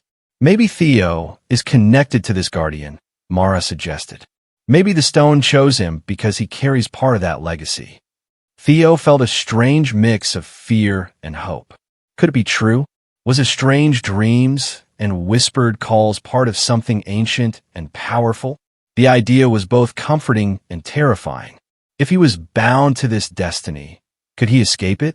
Or was he already caught in a web spun long before he was born? One evening, as they gathered beneath the stars, Layla shared a passage from the Codex that chilled them all. "The ritual demands not just a sacrifice of memory or soul," she read, her voice trembling slightly, "but a sacrifice of choice. To mend the veil, the sacrificer must willingly surrender their freedom, their path, and become a bridge between worlds, forever altered, forever bound." The words hung in the air like a dark prophecy. To become a bridge meant losing the person they once were, existing between realities, neither fully alive nor dead. The enormity of the decision pressed down on them. No one could say who would make such a sacrifice, and what it would mean for the world they loved. As the night deepened, strange figures began to appear at the city's edges, shadowy silhouettes slipping between buildings, watching, waiting. People whispered of ghostly lights and eerie sounds, but most dismissed them as tricks of imagination. Yet for Theo and the group, the signs were undeniable. The veil was tearing apart, and the thin line between myth and reality was dissolving. One night, Theo dreamed again of the cliff's edge. This time, the shadowy figure spoke clearly. "You carry the legacy, but also the burden. The choice is yours. The path is dark, but necessary." He woke gasping, heart pounding. The spiral stone's light was brighter than ever, illuminating his room in an eerie glow. He knew the sacrifice was closer than ever. But what price would he pay? And what would be left of him afterward? Outside, the world held its breath, waiting for the next move in a game played across centuries. One with stakes beyond anything they could imagine. The story was far from over, and the next chapter promised revelations that could change everything. The days stretched thin like fragile threads, each one pulled tighter with the growing pressure of what was to come. The city around them felt different now. Not quite the place they had known, but a shifting landscape caught between the familiar and the strange. Even the simplest routines seemed touched by an unseen hand, as if the world itself was preparing for a change that no one could yet name. Theo found himself wandering the streets more often, his thoughts heavy with the whispered words from his dreams and the secret weight of the spiral stone in his pocket. The faces around him blurred, people moving through their lives unaware of the fragile boundary slipping away. He longed to share what he felt, but the fear of burdening the others kept him silent. Mara, sensing his distance, reached out quietly one afternoon. They sat together on a bench beneath a withered tree, the sunlight soft but pale. "Do you ever feel like you're not the same person you were a week ago?" she asked, voice gentle. Theo nodded slowly. "It's like something inside me is waking up, something I don't fully understand yet." She smiled faintly, a mix of sadness and hope in her eyes. "You're not alone. We're all changing. This is bigger than any of us imagined." Their quiet conversation was interrupted by a sudden chill in the air, a breeze that seemed to carry voices from another world. Theo looked up, heart racing. For a moment, the city seemed to hold its breath, caught between two realities. Back at their meeting place, the others were restless. Layla's usually steady hands trembled slightly as she prepared the codex, tracing ancient symbols with care. Elias paced in silence, haunted by visions he dared not speak aloud. Nico finally broke the tension, his voice low and urgent. "We can't wait any longer. The veil's tearing faster than we thought. If we don't act soon, whatever's beyond will spill into our world, unchecked." Mara nodded in agreement. "But the ritual, it's not just about sealing the breach. It demands a sacrifice, one that will change everything." The room fell silent again. No one wanted to face the truth. Theo felt the weight of their eyes, as if they all waited for him to say the words he wasn't ready to speak. The spiral stone pulsed faintly against his chest, a reminder that the choice was his alone. That night, he sat by the window, staring out at the city lights flickering through the darkness.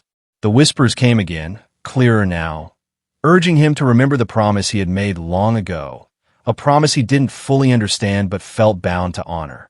Suddenly, a sharp knock at the door startled him.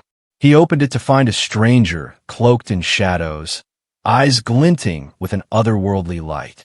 "You carry the key," the figure said softly. "But time runs short. The balance tips, and the worlds will collide." Theo swallowed, heart pounding. "Who are you?" The stranger's smile was both comforting and unsettling. "A friend, but not one who can save you. That choice is yours." Before he could ask more, the figure vanished into the night, leaving behind a faint trace of cold air and unanswered questions. The encounter deepened the mystery. If others knew about the spiral stone and the sacrifice, who else was watching? And what forces were gathering beyond the veil, waiting for their chance? The next days passed in a blur of preparation and doubt. The group gathered every night, rehearsing the ritual, sharing stories, and searching for strength in each other's company. Yet beneath their resolve, fear simmered. Fear of losing themselves, fear of failing, fear of the unknown. One evening, Mara brought a new discovery. She had found an ancient chant said to call forth the guardian of the veil, a being neither fully divine nor mortal, bound by the promise made long ago. "It might be our only hope," she said, voice steady despite the tremor beneath. "If we can summon the guardian, maybe they can guide us through the sacrifice." Layla traced the words carefully, committing them to memory. But summoning such a being could be dangerous. "We don't know what it will want in return." Theo felt a mixture of hope and dread. The Guardian might hold the key to saving their world, or become another force they had to face. The night of the ritual arrived with a sky heavy and gray, the wind carrying whispers of ancient power. They gathered in the ruins beneath the stars, the spiral stone glowing faintly in Theo's hand. Together, they began the chant, voices rising in harmony with the night's breath. The air around them shimmered, the boundary between worlds thinning until it felt like a fragile veil of silk. Suddenly, a figure emerged from the shadows, tall, ethereal, with eyes that held the weight of countless centuries. The Guardian. "Why do you call me?" the voice echoed, both distant and close. Theo stepped forward, heart steady but voice trembling. "The veil is breaking. Our world and yours will collide unless the sacrifice is made." The Guardian's gaze pierced through them all. "The sacrifice demands more than you know. To cross the threshold is to change forever." Mara spoke next. "We seek guidance. How can we protect both worlds?" The Guardian raised a hand, and the ruins trembled. "The balance was broken long ago. You seek to repair what was torn, but the price will shape the fate of many." A hush fell over the group, the weight of the moment settling like a shroud. Theo felt the spiral stone pulse in his palm, the whisper in his mind louder than ever. The promise, the sacrifice, the unknown path, all converging in this moment. The Guardian stepped closer, voice softer now. "The choice belongs to the bearer of the stone. Will you give yourself to the veil, become the bridge, and bind the worlds together?" The question hung heavy, unanswered. Outside, the wind carried voices from another time, another place where promises were made and broken, where sacrifice shaped destinies. And the city waited, caught in the balance, on the edge of a new chapter yet to be written. The weight of the Guardian's question lingered in the air like a thick fog, settling deep into the hearts of everyone present. The ruins, once silent witnesses to forgotten times, now seemed alive with the breath of destiny. Shadows flickered along the cracked stones, as if the walls themselves awaited an answer that could reshape the very fabric of their reality. Theo stood frozen, the spiral stone's pulse echoing within him, a rhythm both comforting and terrifying. To become the bridge between worlds meant losing everything he knew, his past, his future, even his sense of self. Yet, if he refused, the breach in the veil would widen, allowing forces beyond comprehension to flood their world. He glanced at the faces around him, Mara's steady gaze, Layla's trembling hands, Elias's silent prayer, Nico's clenched jaw. They were counting on him, not just for their lives, but for the fate of all they held dear. The Guardian's eyes bore into him, patient yet relentless. The sacrifice is not a step taken lightly. Once made, it cannot be undone. Your choice will ripple through time. Theo's mind raced, searching for a way to delay, to find another answer. But deep down, he knew there was no turning back. The promise he had heard in dreams was real, binding him to this moment. He took a shaky breath and spoke, voice steady despite the storm inside. "I will do what must be done." A silence followed, heavier than any word. Then the Guardian nodded slowly, a mixture of approval and sorrow in their expression. "Very well. Prepare yourself. The passage will be difficult, and your soul will be tested." Mara stepped forward, holding an ancient chalice filled with a shimmering liquid that caught the moonlight like liquid silver. "This is the elixir of passage.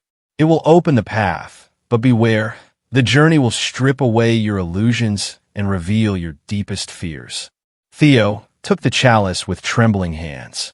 He thought of the life he might never return to, the people who would remember him only as a memory fading like mist.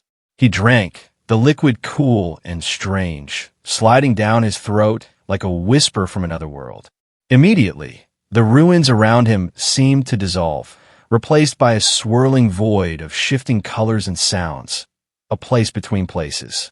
His body felt weightless, and his mind stretched beyond the boundaries of time and space. Shapes and faces appeared and vanished, fragments of memories not his own, but somehow familiar. Then came a test. A voice, cold and distant, echoed through the void. Why you seek to cross? What will you give to hold the balance? Images flashed before Theo's eyes, his childhood, moments of joy and pain, faces of those he loved and lost. Then darker visions, fears of failure, loneliness, becoming lost forever. He clenched his fists, steadying himself. I give my freedom.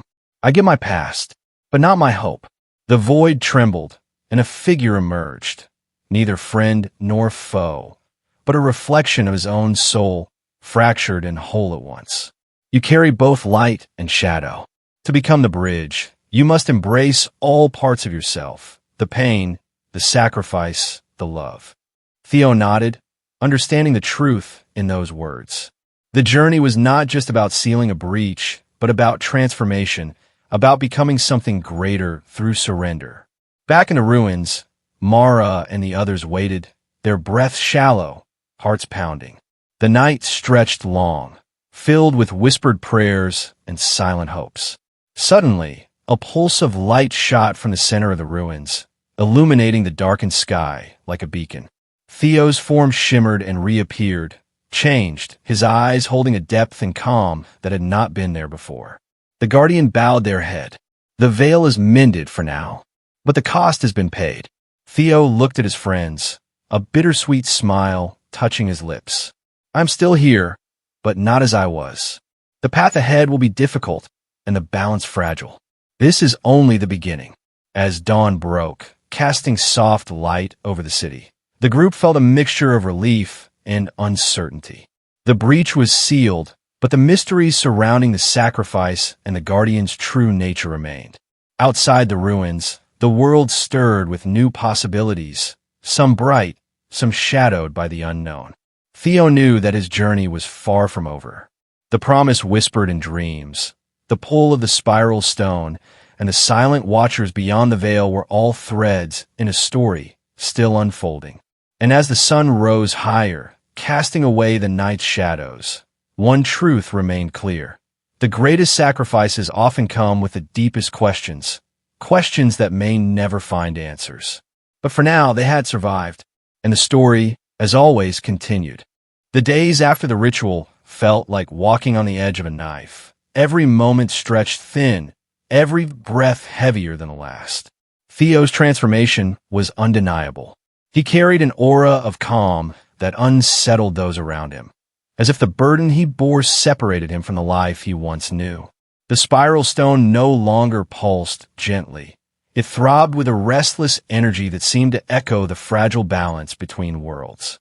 Mara was the first to notice the change beyond Theo himself. Shadows in the city lengthened unnaturally, and a quiet unease settled over the people. It wasn't fear exactly, more like a deep, subconscious recognition that something was shifting, something old and powerful stirring beneath the surface. The air carried a tension that tightened with every passing hour. Layla pored over the codex relentlessly, searching for any sign that might explain the new disturbances. The ritual sealed the veil, she said, voice strained, but it also awakened forces we didn't anticipate. The Guardian's words, they weren't just warnings. They were a prophecy. Elias remained silent most days, his eyes haunted by visions that flickered behind his gaze like ghostly flames. When he finally spoke, his voice was low and urgent. The sacrifice didn't end the threat. It shifted it.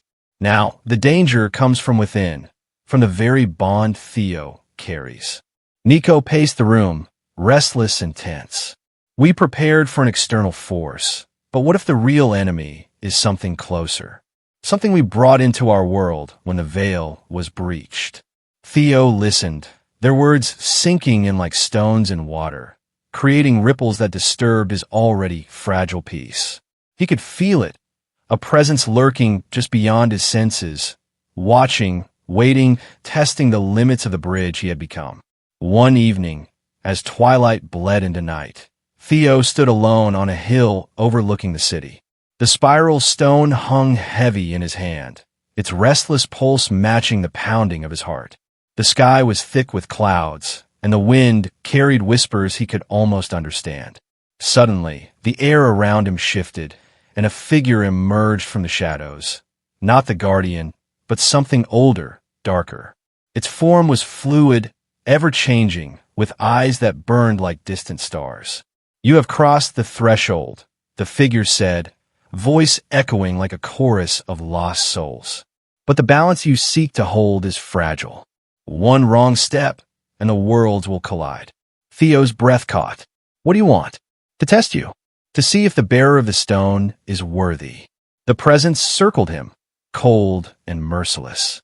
"You carry the power of both worlds, but that power can consume you. Your fears, your doubts, they will be your undoing." Theo steadied himself, remembering the Guardian's words about embracing light and shadow. "I won't let it control me." The figure laughed, a sound both beautiful and terrifying. "We shall see." Back in the city, the group faced their own battles. Strange phenomena unfolded. People vanishing without a trace, shadows twisting into shapes that should not exist, whispers filling the night with secrets no one dared speak aloud.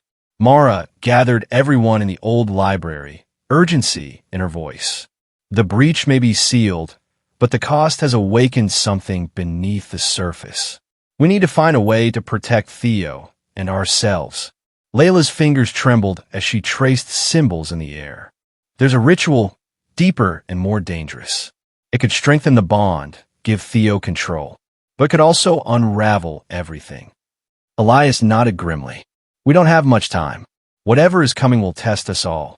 As the nights grew darker and the air colder, Theo felt the pull of the spiral stone grow stronger, like a call from a distant place he could neither see nor resist.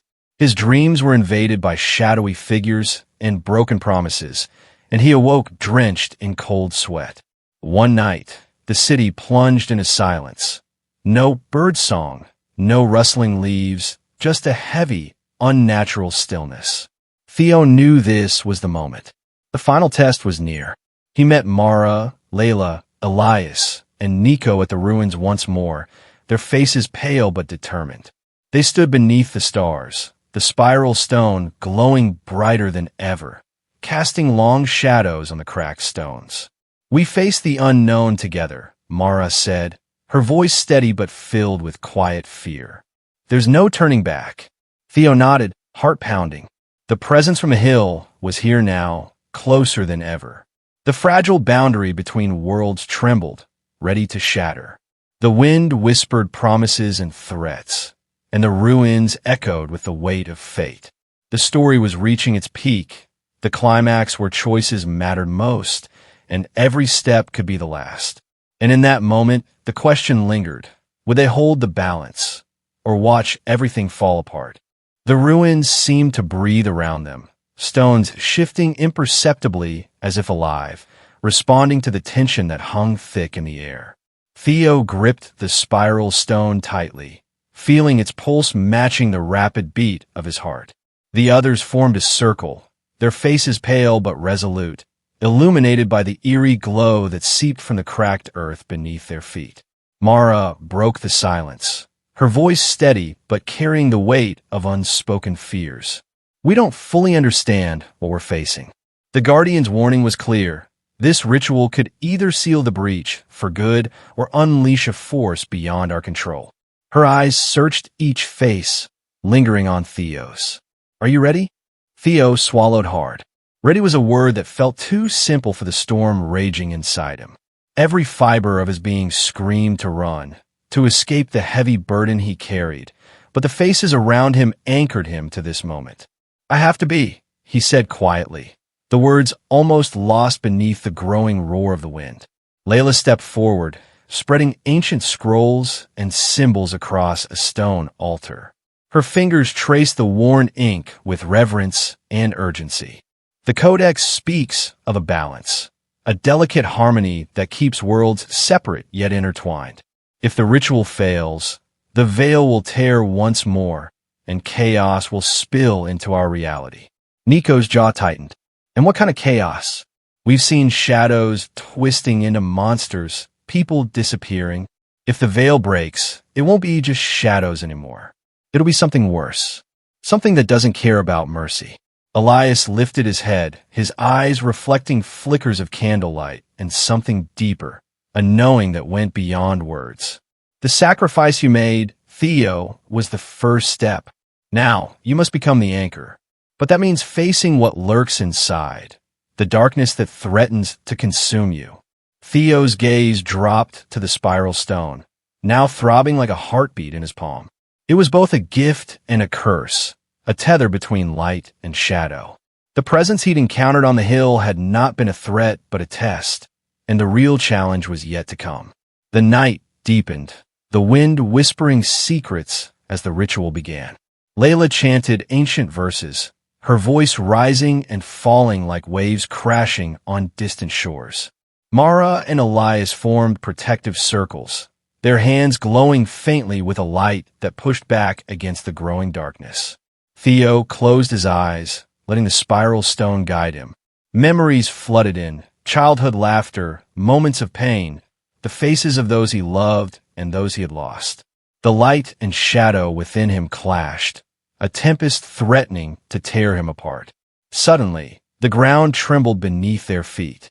A rift cracked open in the air before them, jagged and shimmering, revealing a void that pulsed with chaotic energy. From its depths, shadows spilled forth, twisting and writhing like living nightmares. Mara shouted, "Hold the circle! Don't let the darkness break through." The group pushed back, their combined energy forming a barrier that flickered under the assault. Theo stepped forward, the spiral stone blazing with brilliant light. He raised it high, focusing every ounce of will into the fragile bond he carried. The shadows recoiled, but did not retreat. They lunged again, faster and more violent, seeking to overwhelm the defenses. In that moment, Theo felt something shift inside, a voice not his own, whispering doubts and fears. "You cannot hold this balance. You will fall, and all will be lost." He shook his head, fighting the despair that clawed at his mind. "No," he whispered fiercely, "I am more than fear." The spiral stone flared, sending a shockwave that scattered the shadows momentarily. But the strain was immense, and Theo's strength wavered. Layla's voice broke through the chaos. "Theo now, you must embrace it fully, light and shadow both. Only then will the bond hold." With trembling hands, Theo reached inside himself, accepting the darkness as part of who he was, not an enemy, but a shadow to his light. The pain was searing, as if his soul were being torn apart and rebuilt at once. The shadows paused, sensing the shift, uncertain. Suddenly, from the rift, a figure stepped forth, not a monster, but a woman cloaked in twilight, her eyes deep pools of sorrow and wisdom. She looked at Theo with a mixture of hope and sadness. "You are the bridge," she said softly, "but the path is not yours alone. Others will come, and the true test is still ahead." Before anyone could respond, the rift shuddered violently, threatening to rip open wider. The ground cracked, and a terrible roar echoed through the night. The group was thrown apart by a wave of force, tumbling to the cold earth. Theo scrambled to his feet, heart pounding.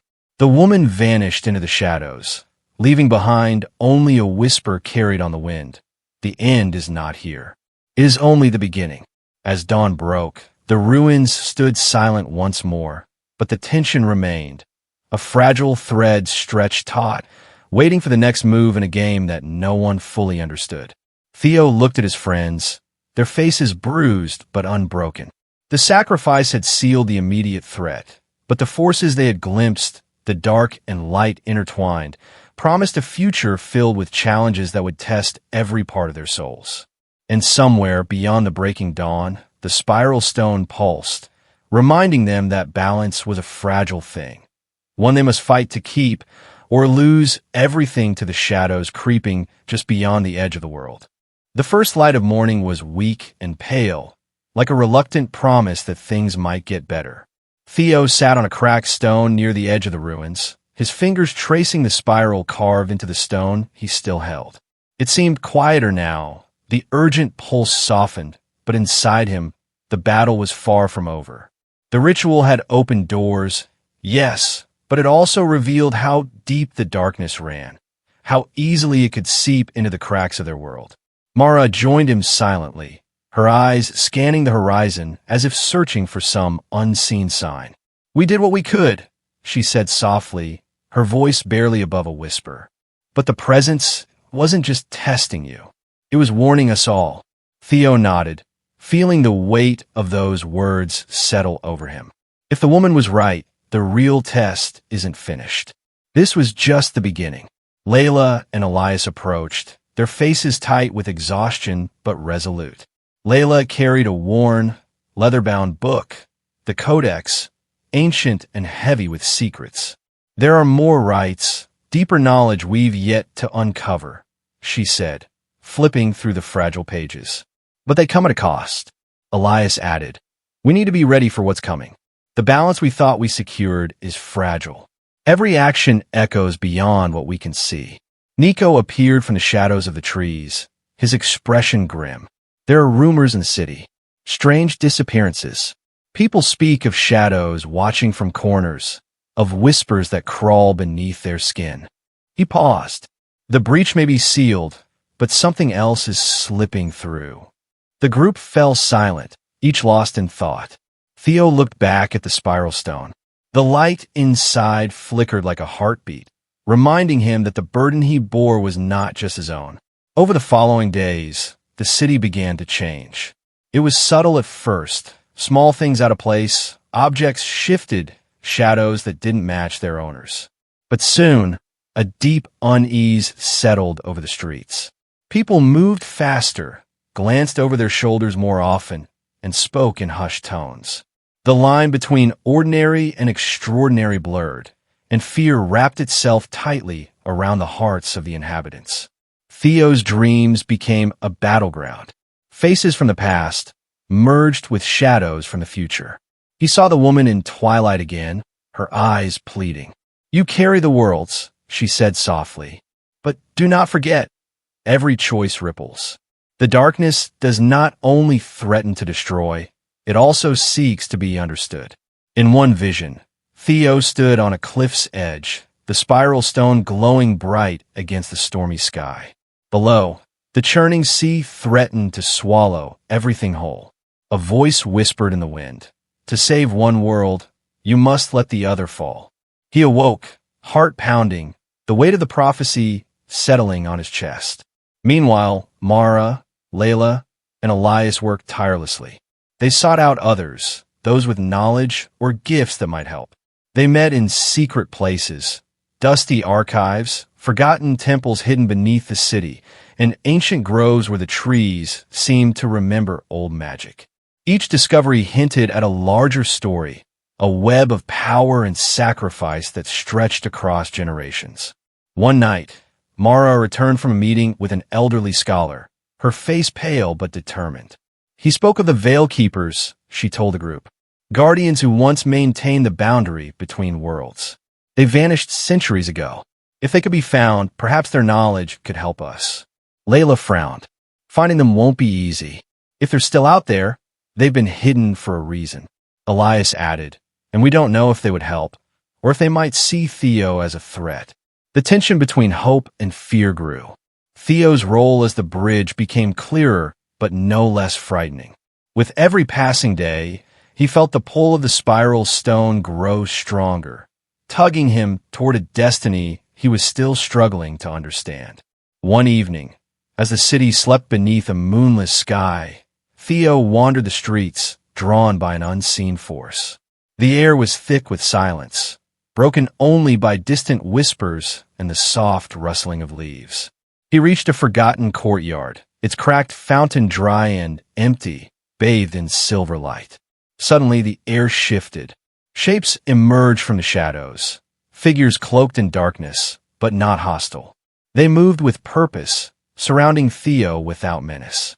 One stepped forward, a tall woman with eyes that gleamed like stars. Her voice was calm but urgent. You have accepted the burden, but the burden is not yours alone to bear. Theo's pulse quickened. Who are you? We are the remnants of the Veil Keepers, she said softly, bound by oath to guard the world's balance. We have watched as the veil weakened, waiting for the one who could restore it. The spiral stone glowed brighter, resonating with her words. But the darkness is cunning, she warned. It twists hearts, breeds doubt, and feeds on fear. The balance demands sacrifice, and the path is perilous. Theo swallowed, the weight of the future pressing down. I don't know if I'm ready. She stepped closer, placing a gentle hand on his shoulder. None are, but you are not alone. Behind her, other figures nodded, their faces shadowed but determined. The moment was broken by a sudden, chilling breeze. From the edges of the courtyard, whispers turned to voices, harsh, mocking, and full of menace. The darkness was not finished. It was coming for them all. Theo tightened his grip on the spiral stone.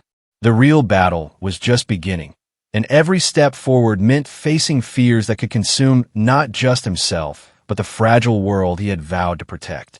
The night swallowed the courtyard, and in that silence, a question hung heavy in the air. How do you fight a darkness that lives inside you, waiting for the moment to take control? The answer was nowhere to be found. Only the promise of a storm gathering just beyond the horizon. The days that followed the encounter with the Veil Keepers were like walking through a thick fog for Theo. The knowledge that others shared his burden brought a small comfort, but the warnings they gave weighed heavily on his mind. The darkness was no longer just a distant threat. It had a presence, a will of its own, and it knew how to reach inside, how to whisper doubts and fears into even the strongest hearts. Theo tried to find peace in routine. He spent his mornings in the old library, poring over dusty manuscripts and fragments of forgotten lore. Mara, Layla, and Elias worked beside him, each searching in their own way for clues that might reveal the true nature of the veil, the invisible boundary between worlds, and how it might be strengthened or repaired. But even the oldest texts were filled with riddles and warnings. The veil, they learned, was not simply a line drawn between the mortal and the supernatural. It was a living force, delicate and changeable, shifting with the tides of belief, fear, and hope. It responded to human emotion, and every event, every war, every act of kindness or cruelty sent ripples across its surface. In one ancient scroll, they found a passage that made them pause. The veil is both shield and mirror. It reflects the soul of the world and shields it from the shadows beyond. But if the soul grows dark, so too does the veil weaken, and the shadows find their way. Theo felt that line settle deep inside him. Was the darkness creeping in because of something inside humanity itself? Was the battle they faced less about enemies beyond and more about what lived inside? As the group wrestled with these questions, strange things continued to happen in the city. People reported seeing figures that disappeared when approached, hearing their names whispered in empty streets, feeling eyes watching from windows long after the occupants had gone to sleep. Children spoke of dreams that felt more like memories, of places they'd never been but knew intimately. One evening, Theo met with Mara in the quiet of the ruined temple where they had first discovered the spiral stone. The air was cool, and the setting sun cast long shadows over broken columns and moss-covered statues. I don't understand, Mara said, her voice tired but steady. If the veil is weakening, why now? What changed? Theo traced the spiral pattern carved into the altar. I think it's always been this way, just waiting for something to tip the balance. The ritual we did, it might have opened a doorway that was already cracked. Mara's eyes searched his face. Then what do we do? How do we fix something that's already breaking? Before Theo could answer, a sudden chill passed through the air, and a soft, mournful melody seemed to drift from the shadows. It was haunting, beautiful, but filled with sadness. Both of them turned toward the sound, but no one was there. The veil keeps secrets, Theo said quietly. Sometimes it speaks in ways we can't understand. They were not alone in feeling the weight of these changes. Elias had been investigating the disappearances and strange happenings in the city's outskirts. One night, he returned with a new story, one that deepened the mystery. There's a place, he said, settling down beside the flickering fire in their meeting room. A hidden grove beyond the river, with a boundary between worlds is thin. People have gone there searching for answers, but they never come back. Layla's brow furrowed. That sounds like the kind of place we need to explore. If the veil is weakest there, maybe we can learn how to strengthen it. But what if it's a trap? Mara asked, unease creeping into her voice. Elias shrugged. We have no choice.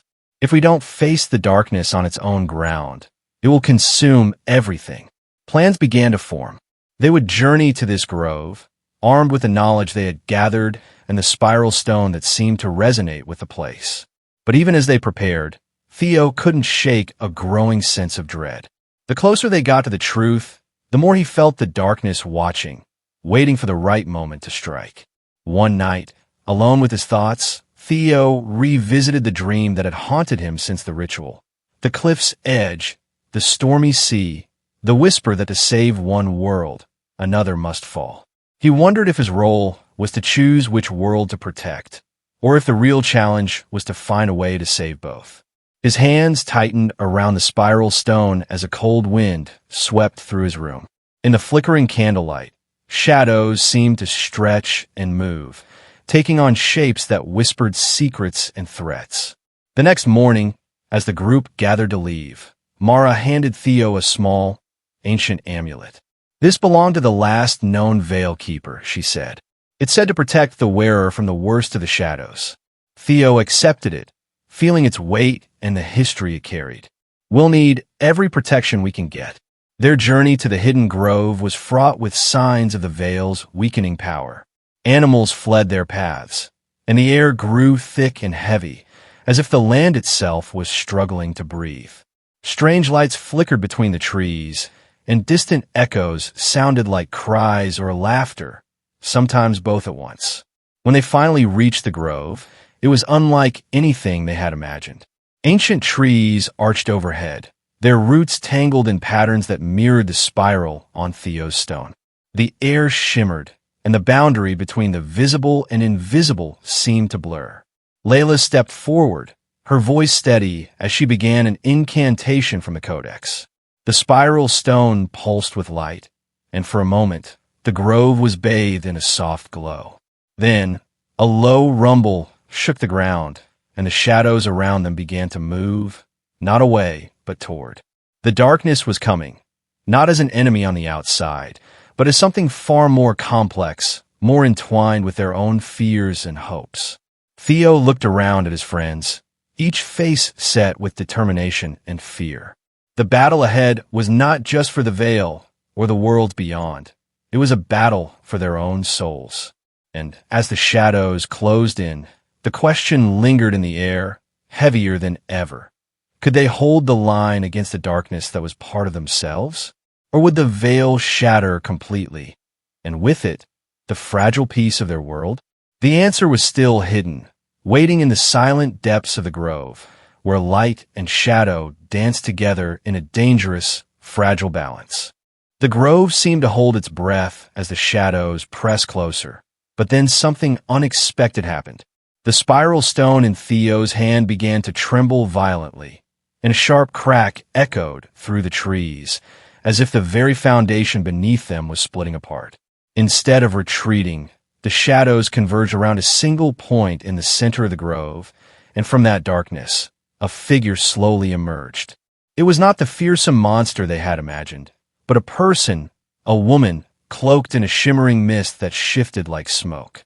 Her eyes were sharp, piercing, and filled with a strange sadness. When she spoke, her voice was calm, but carried a weight that silenced the group.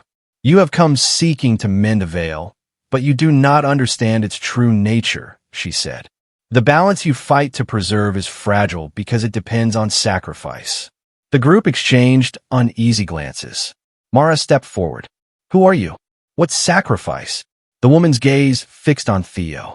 I'm the last veil weaver, the one who once held the threads between worlds. But long ago, I failed. The veil broke because of my choices. And now the darkness you fear is not just outside, but born from that failure. Theo's heart pounded. This revelation struck deeper than any shadow could. If the very person charged with protecting the boundary had failed, what chance did they have? And what do you want from us? Elias asked, his voice steady but cautious. To fix the veil, you must confront the truth buried beneath the roots of this grove, she said. There is a secret kept even from you, a truth that will change everything you believe. Before anyone could respond, the ground beneath them shifted again, and a hidden passage revealed itself, winding down into the earth. The faint glow of strange runes lit the way. Layla looked at the group. This is where the real test begins. As they descended, the air grew colder, heavier, as if the weight of centuries pressed down upon them. Theo clutched the amulet Mara had given him, feeling its subtle warmth against the chill. The deeper they went, the more the walls seemed to whisper, echoes of old memories, of forgotten promises and betrayals. Then, they reached a vast chamber where the spiral stone began to glow brighter, illuminating murals that told a story far darker than any of them had imagined. It was a story of betrayal, not just of the Veil Weaver, but of those who had come before, guardians who had turned their backs on the balance for power, love, or fear. Each figure depicted in the murals was marked by a symbol that matched the amulet Theo wore. The realization hit hard. The amulet wasn't just protection. It was a mark, a reminder of a debt unpaid. Suddenly, the chamber trembled, and the shadows surged in, not as enemies, but as memories given form, echoes of the past Veil Keepers trapped between worlds, warning and accusing. Theo's voice was barely a whisper. We're part of this. The Veil's fate isn't just about the worlds outside. It's about what we carry inside. The last Veil Weaver's voice echoed around them. The true battle lies within. Only by facing what you fear most in yourselves can the veil be restored or shattered forever. As the chamber grew darker, the group realized that their fight was far from over. The shadows they had feared were only the beginning. The real test would be confronting the secrets they held in their own hearts, secrets that, if unleashed, could tear the veil and their world apart. With each step forward, the weight of the unknown pressed heavier, and the question lingered. Would they find the strength to face the truth, or would the darkness within consume them all? The air in the chamber grew colder, and the faint glow from the spiral stone flickered as if struggling to hold back the encroaching darkness. Theo glanced at the murals again. The faces etched into the walls seemed to move under the wavering light, some pleading, others accusing. Each was a fragment of the past, a story untold, but etched into the fabric of the veil itself. Mara stepped forward, her fingers tracing the lines of one particularly worn figure, a guardian whose eyes seemed to follow them. If this is true, then our mission is more complicated than we thought. The veil isn't just a boundary. It's a reflection of those who protect it. Layla's eyes narrowed. And if the previous keepers failed, then we're walking a path riddled with mistakes and betrayals. How do we know we won't repeat them? Elias's voice was firm. Because we have to try. If the veil collapses, there's no turning back. The darkness will flood through, and the world we know will end. Theo's thoughts raced. He felt the weight of the amulet against his chest, like a silent promise or a warning. It was clear now that their fates were intertwined with those who came before, and the shadows lurking in the corners of the chamber were echoes of those tangled histories. Suddenly, the last Veil Weaver raised her hand, and the whispers ceased. There is a secret hidden beneath this place. It holds the key to the Veil's strength, but unlocking it comes with a price. The group exchanged uneasy looks. The promise of answers was tempting, but the warning hinted at dangers yet unseen. With a slow, deliberate motion, she gestured toward a narrow passage leading deeper underground. You must descend further and confront what lies beneath. But beware, the past is not easily laid to rest. As they moved through the passage, the walls seemed to close in, shadows crawling alongside them like living things. Theo's breath came shallow as he felt unseen eyes watching, waiting. Every step echoed louder, as if the cavern itself was listening. At the end of the tunnel, they entered a vast chamber, lit by a soft, eerie glow emanating from a pool of dark water in its center.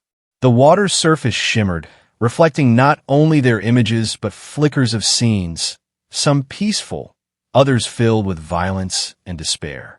Mara approached the pool cautiously. "What is this place?" The last veil weaver answered softly, "The mirror of the veil. It shows what was, what is, and what might be. It reveals truths hidden even from your own eyes." Theo stared into the water, and images began to form. Visions of the past keepers, their triumphs and failures, but also glimpses of his own fears and doubts. He saw himself standing at the cliff's edge, the storm raging below, the whisper echoing, "To save one world, another must fall." The vision shifted, showing a darker path where the veil shattered and shadow creatures spilled into the world, devouring light and hope. The weight of choice pressed down on him. If he and his friends failed, that bleak future would become reality. Layla reached out, touching the water's surface, and the vision swirled, showing her a memory she didn't recognize, a moment of betrayal by a trusted guardian, a secret kept that fractured the trust between worlds. Elias's expression hardened as he saw scenes of war and sacrifice, realizing that the cost of guarding the veil had always been steep, often paid in blood and loss. The tension in the chamber mounted. Each vision was a piece of a puzzle, but together they painted a picture of complexity and pain, of cycles repeating and choices weighing heavier with time. Suddenly, the water rippled violently. A new image appeared, one that shocked them all. It was not from the past, but the future, a shadowy figure standing where Theo had once been, holding the spiral stone but twisted by darkness, their eyes glowing with cold fire. The last veil weaver's voice was grave. "This is the path of corruption, the fate that awaits if the veil is not mended. One among you carries the seed of this darkness, whether they know it or not." A heavy silence fell. Eyes darted around, suspicion and fear creeping in. Could one of them be the harbinger of the veil's destruction? Theo swallowed hard, feeling the cold weight of the amulet. Was this shadow a warning or a prophecy? And if the darkness was within their own circle, how could they hope to stand united? Mara's voice broke the silence. "We can't let this divide us. We need to trust each other, even when the truth is frightening." Layla nodded, but her eyes betrayed her doubt. Easier said than done when the enemy might be one of us. The last veil weaver stepped forward. "The only way to stop this fate is to face the darkness openly. Secrets feed the veil's fractures. Only by revealing all, our fears, our pasts, our mistakes, can the veil begin to heal." Theo felt the weight of the moment. The walls of the chamber seemed to close in, the shadows watching and waiting for their next move. Their journey was no longer just about mending a fragile boundary, but confronting the shadows within themselves. The path ahead was uncertain, filled with challenges that would test their trust, courage, and resolve. As they prepared to face the darkness head-on, one thing was clear: the stakes had never been higher. The veil's fate, and their own, hung in the balance, and the shadows lurking in the depths were waiting for the moment to strike. The question that remained unanswered, echoing through the chamber and their hearts, was whether they would find the strength to face the truth before it was too late, or if the darkness would consume them all, breaking the veil forever. The chamber felt heavier with every passing second, as if the very air was thick with the weight of what was to come. Theo's mind raced, grappling with the possibility that the darkness lurking in their future might not be some distant threat, but a shadow already cast within their own group. The thought unsettled him more than any creature in the dark forest ever could. Mara broke the silence again, her voice steady but low.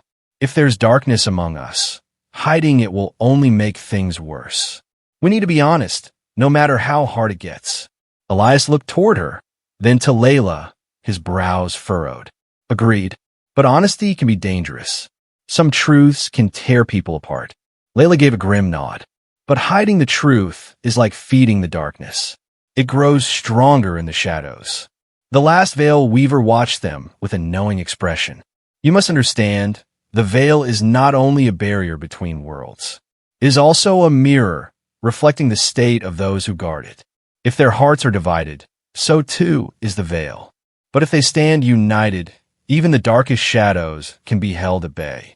Theo felt the pull of those words, but the visions from the mirror of the veil haunted him still. Could they really stand united when one of them might already be lost? And if so, how would they find out without breaking the fragile trust they'd built? As if sensing his turmoil, the last veil weaver stepped closer. There's a way to see clearly, to reveal the hidden darkness. But it is not without risk. You will face your deepest fears, your most painful memories. Only by confronting them will the truth emerge.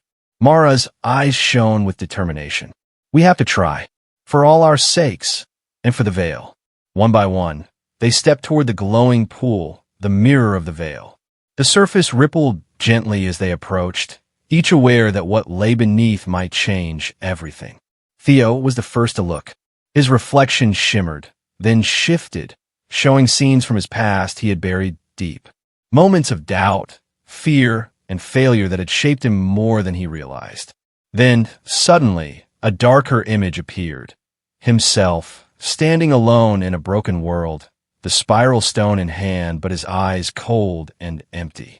The vision sent a chill through him. Layla followed, and the pool revealed a memory she had long hidden. A moment when she had turned away from a friend in need, fearing the consequences of involvement. The pain of that choice was clear, and the shadows around her reflection seemed to darken. Elias's vision was of a battlefield, where he had once made a choice that cost lives. The weight of command and regret pressed heavily on him, and the mirror's light flickered with the sorrow he had tried to bury. Mara's reflection showed a moment of betrayal, not by an enemy, but by someone she trusted most. The wound was fresh in the image, her eyes filled with hurt and confusion. As they stepped back from the pool, the last veil weaver spoke softly. These shadows are not your enemies, but the parts of yourselves you must accept. The veil feeds on denial and fear. Only by embracing your whole selves, the light and the darkness, can you hope to mend what has been broken. Theo swallowed hard, the truth settling deep in his chest.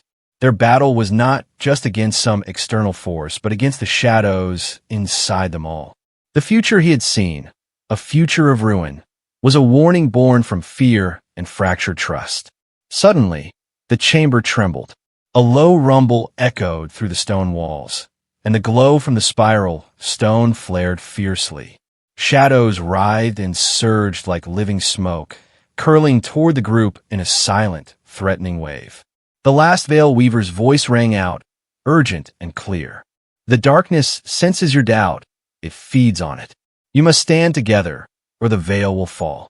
Theo reached out, taking Mara's hand, then Layla's and Elias's. Their fingers intertwined, a simple gesture, but one full of meaning. They were not just allies, but kindred spirits caught in a battle for their world's very soul. As the shadows closed in, the spiral stone in Theo's hand blazed with brilliant light, pushing back the darkness, but only just. The chamber shook again, more violently this time, and a deep crack appeared in the floor, splitting open to reveal a swirling void beneath. From that abyss, a voice echoed, deep and resonant, filled with ancient power and malice. You think you can mend what was broken? You are but children playing with forces beyond your understanding. The group recoiled, but the last veil weaver stood firm, raising her hands to the sky as if calling on unseen powers. This is the guardian of the rift, the darkness that broke the veil before. It hungers to consume all. The voice growled again. Only by surrender will the world find peace. Theo's heart pounded. The fight was no longer just about secrets or fears. It was a battle for the very future of the worlds on either side of the veil. The spiral stone flared once more, the light pushing against the void's hungry shadows. But the cracks spread wider, the rift threatening to swallow them whole. Mara gritted her teeth. We can't give up. Not now. Layla nodded, eyes fierce. We stand together, or we fall apart. Elias raised his voice, rallying them. This is our moment, our choice. Will we be the keepers the veil needs, or the ones who let it fall. Theo felt the weight of every past mistake, every fear, every moment of doubt. But in that moment, he also felt something stronger. Hope. Hope that, together, they could face the darkness, not just outside but within, and find a way to heal the veil. The chamber trembled again, the rift widening. The shadows pressed closer, hungry and relentless. And just as the spiral stone's light threatened to fade, the ground beneath them gave way. They plunged into darkness. The story had only just begun. They fell into a void that seemed endless, weightless, and cold. For a moment, there was only silence and darkness, as if the world itself had paused. Then, slowly, faint shapes began to appear around them, glowing runes floating in the air, flickering like distant stars. The feeling was strange, neither threatening nor welcoming, but utterly foreign. It was as if they had left the world they knew and entered the space between worlds where time and place lost meaning. Theo was the first to find his voice. "Where are we?" he asked, but the question felt too small for the vast unknown that surrounded them. Layla studied the glowing symbols with a mixture of awe and fear. "I think this is the rift's heart, the place where the veil broke, where the darkness first slipped through." Mara reached out to touch one of the runes, but her fingers passed through it like smoke. "It's like a memory, a place caught between then and now." Elias glanced around, his warrior's instinct on edge. "We need to find a way out, and fast. The longer we stay here, the stronger the darkness might get." The last veil weaver, who had fallen with them, now stood calm and focused. "This is the threshold," she said quietly. "Here, the veil's threads are loose, and the old wounds are raw. It is both a prison and a gateway." Theo swallowed hard. If this is where the veil broke, could it break again? Or worse, could something come through that we cannot stop? Her eyes met his. "That is why you must learn to control the spiral stone. It holds the power to heal the veil, but also the power to destroy it." Mara took a step forward, her voice steady but tinged with urgency. "We can't just wait here. We need answers, and fast." As if in response, one of the runes pulsed brighter, then formed into a shape, a figure cloaked in shifting shadows, neither fully solid nor completely ghostly. The figure's eyes gleamed like embers, watching them carefully. What are you?" Elias demanded, stepping protectively in front of the others. The figure's voice was like wind through dead leaves. "I'm the keeper of the rift, bound to watch over the fracture you seek to mend. But I am also the guardian of secrets you are not yet ready to face." Theo felt a chill run down his spine. "What secrets? Tell us. We need to understand if we're going to fix this." The keeper's eyes glowed brighter. "Very well, but be warned, knowledge here comes at a price. You will see truths that challenge everything you believe. You will face choices that may tear your souls apart." Layla exchanged a quick glance with Mara. "We're ready, whatever it takes." The keeper nodded slowly and gestured toward the swirling runes. "Look closely." The runes shifted and swirled, forming images that told a story of gods and mortals, of betrayals that shattered trust, of power wielded recklessly, and of sacrifices made in desperation. The rift had been created long ago when a great conflict erupted between two gods, one who sought balance and another who desired dominion over all. Their battle tore the veil apart, and the resulting fracture became a wound in the fabric of existence. Theo watched as scenes unfolded of mortals caught in the crossfire, of heroes rising and falling, and of ancient keepers who tried and failed to seal the rift. Each attempt brought new challenges, new betrayals, and new darkness. Mara's voice was barely above a whisper. "So this has been happening for centuries. The veil breaking again and again." Elias clenched his fists, and every time, the darkness grows stronger. The keeper's gaze turned sharp. "Yes, and now, the last hope rests with you. But the spiral stone alone cannot save the veil. You must understand its power fully, and that means embracing both light and shadow within yourselves." Theo's mind reeled. Embrace the shadow? How we do that without losing ourselves? The keeper smiled, faint and sorrowful.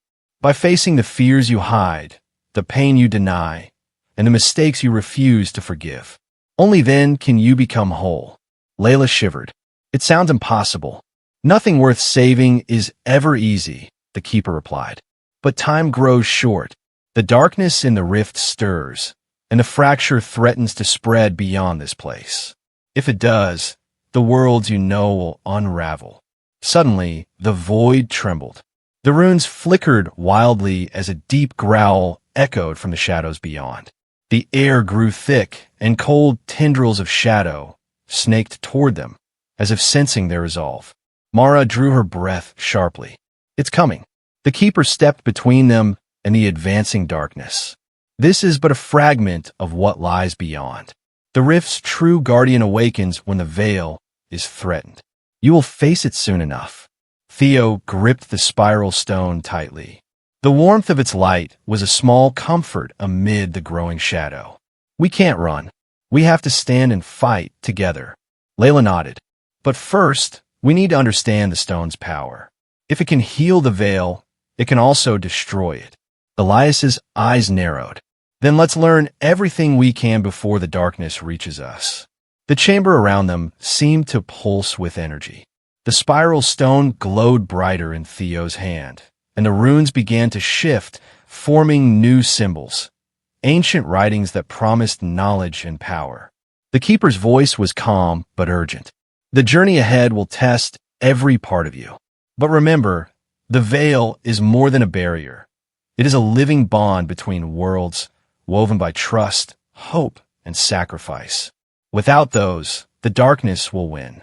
As the shadows grew closer, the group prepared themselves, not just for battle, but for the greatest test of their hearts and souls. And deep within the rift, something ancient and terrible stirred, waiting for the moment to break free. The story was far from over. The real fight was only just beginning. The air around them grew heavier, the weight of unseen forces pressing in from all sides. Theo's fingers tightened around the spiral stone, its glow pulsing like a heartbeat against his palm. The strange runes flickered erratically, and the shadowy tendrils inched closer, whispering threats that chilled even the bravest among them.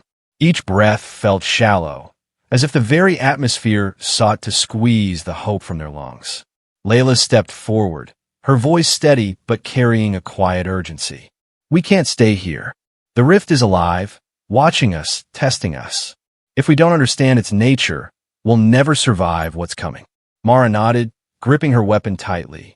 The keeper said this place is both a prison and a gateway. I'm starting to think that's more than just a warning. Elias's eyes scanned the darkness beyond the runes, muscles tense, ready to fight. We've faced danger before. This is different. This feels like the edge of everything. The keeper of the rift remained calm, her shadowy form steady as the tendrils lunged nearer. You're right to be wary. The rift feeds on doubt and fear, but it also tests courage and resolve. What you choose here will shape not only your fate, but the fate of all connected worlds. Theo swallowed the lump in his throat. Then tell us, how do we fight something that feeds on what we feel most deeply? Our fears, our pain, our hope. The keeper's eyes softened for a moment. You do not fight it with strength alone. You fight it with understanding. The spiral stone you carry is not just a tool. It is a mirror. It reveals what lies within you. You must face yourself and the darkness inside. Layla's gaze dropped to the stone, glowing softly in Theo's hand. So, the battle isn't just outside us, it's inside. Exactly, the keeper said. And the rift will use your inner darkness against you. It will tempt you, twist your thoughts, make you question your very purpose. A sudden shift rippled through the void. The rune's light dimmed, then flared wildly, casting erratic shadows that twisted into grotesque shapes. Visions of failure, betrayal, and despair. Faces of loved ones lost, promises broken, and mistakes made flashed before their eyes, each one threatening to break their resolve. Mara gasped, her grip faltering. It's showing us everything we fear most. Elias shook his head fiercely. No, we don't give it that power. Theo closed his eyes, focusing on the warmth of the spiral stone. A calm voice inside him whispered, "Asterisk, you are more than your fears. You are the sum of every choice you've made." Asterisk. Opening his eyes, Theo met the other's gaze. "We have to hold on to each other and to who we really are."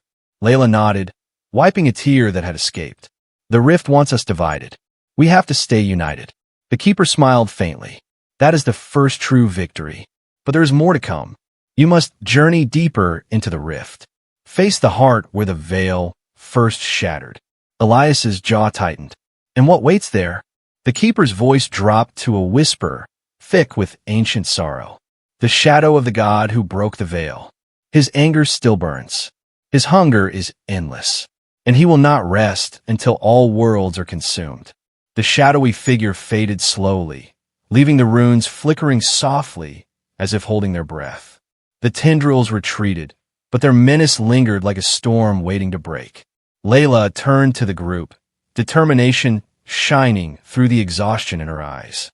"We have no choice. If the rift's heart is where this all began, that's where we have to go." Mara tightened her grip on her weapon again. "We've come this far. Whatever happens, we face it together." Theo took a deep breath, feeling the weight of the spiral stone in his hand and the immense responsibility pressing on his shoulders. "Then let's move forward. For the veil. For all the world depending on us."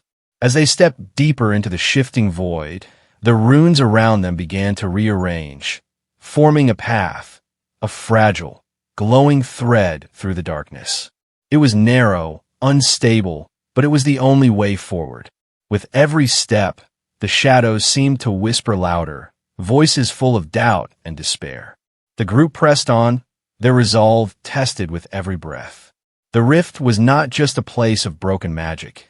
It was a reflection of every failure, every fear, every secret they held hidden. And somewhere beyond the next curve in that fragile path, the shadow of a god waited, patient, hungry, and ready to reclaim what had been lost.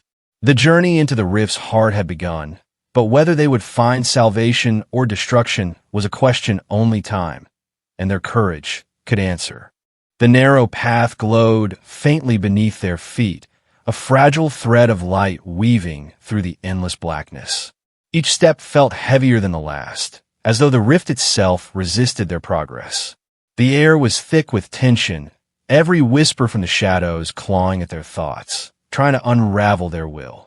Yet, despite the fear gnawing at their minds, the group moved forward together, united by a fragile hope and the heavy burden of what lay ahead.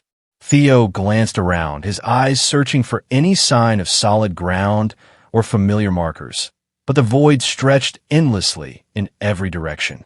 The runes flickered softly, guiding their way, but the path seemed to shift with every heartbeat.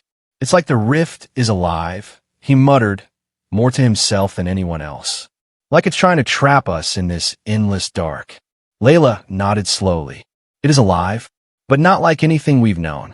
The rift feeds on our thoughts and emotions. It warps reality around us, twisting the line between what's real and what's illusion." Mara's grip tightened on her weapon. "Then we have to be careful. If we let it get inside our heads, it could tear us apart from within."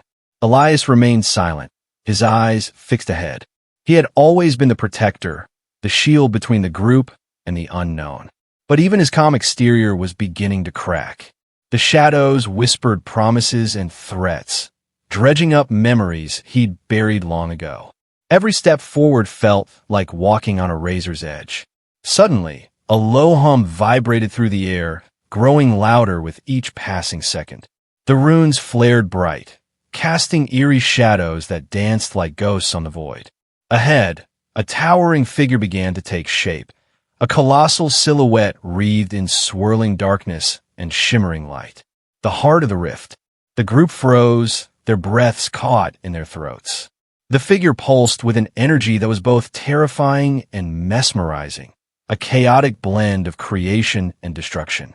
It was as if the rift itself had taken form, a living manifestation of the broken veil. "The heart," whispered the keeper's voice in their minds. The source of the veil's shattering. the god who dared to tear the worlds apart. Theo's fingers clenched around the spiral stone. Its glow seemed to react to the presence, pulsing faster as if sensing the approaching storm. "What is it waiting for?" he asked, voice barely audible. Layla stepped forward cautiously. Judgment, challenge, or maybe an answer. The shadow figure shifted, its form rippling like smoke in a breeze. Then, without warning, it reached out with tendrils of dark energy that lashed toward the group. The air exploded with a surge of raw power, forcing them back several steps. Mara raised her weapon, firing bolts of light that cut through the shadows, but the figure absorbed them effortlessly. Elias stepped beside her, shielding the others with an invisible barrier. "We can't fight it head-on," he said grimly. "Not yet." The shadow's voice echoed in their minds, a cold, ancient whisper filled with anger and pain. "You trespass in the domain of gods. You seek to undo what I have done, but the veil's fracture is my legacy, and it will consume all. Theo's heart hammered in his chest. "Legacy or curse," he said, voice firm despite the fear. "We won't let you destroy everything." The spiral stone in his hand blazed with light, casting a protective glow around them. The runes beneath their feet shone brighter, weaving patterns of power that pushed back the darkness. The rift's heart recoiled, its fury simmering but not spent. Layla's eyes narrowed with determination. "We need to understand why the veil was broken, why this god did what no other dared. Maybe then we can find a way to heal what's been torn apart." Elias nodded slowly, "Or at least find a way to survive." As the shadow figure retreated into the depths of the rift, the group pressed on, the path ahead both clearer and more dangerous. The weight of the god's anger lingered like a storm cloud, promising that their journey was far from over. Suddenly, the runes flickered erratically, revealing glimpses of a hidden truth, visions of a time before the veil shattered, when the gods walked freely among the worlds. Scenes of joy, betrayal, love, and war played out like fragments of a forgotten dream. And at the center of it all stood a figure cloaked in light, whose face remained shrouded in mystery. Layla's breath caught. "Who is that? The one who looks like a god, but isn't one we've seen?" Mara stared, entranced. Could it be the key to everything? The reason the veil broke? Theo clenched his jaw. Or the one who caused it? The rift pulsed around them, the whispers growing louder, filled with questions and warnings. The journey to the heart had uncovered more than just a broken god's fury. It had revealed secrets that challenged everything they thought they knew.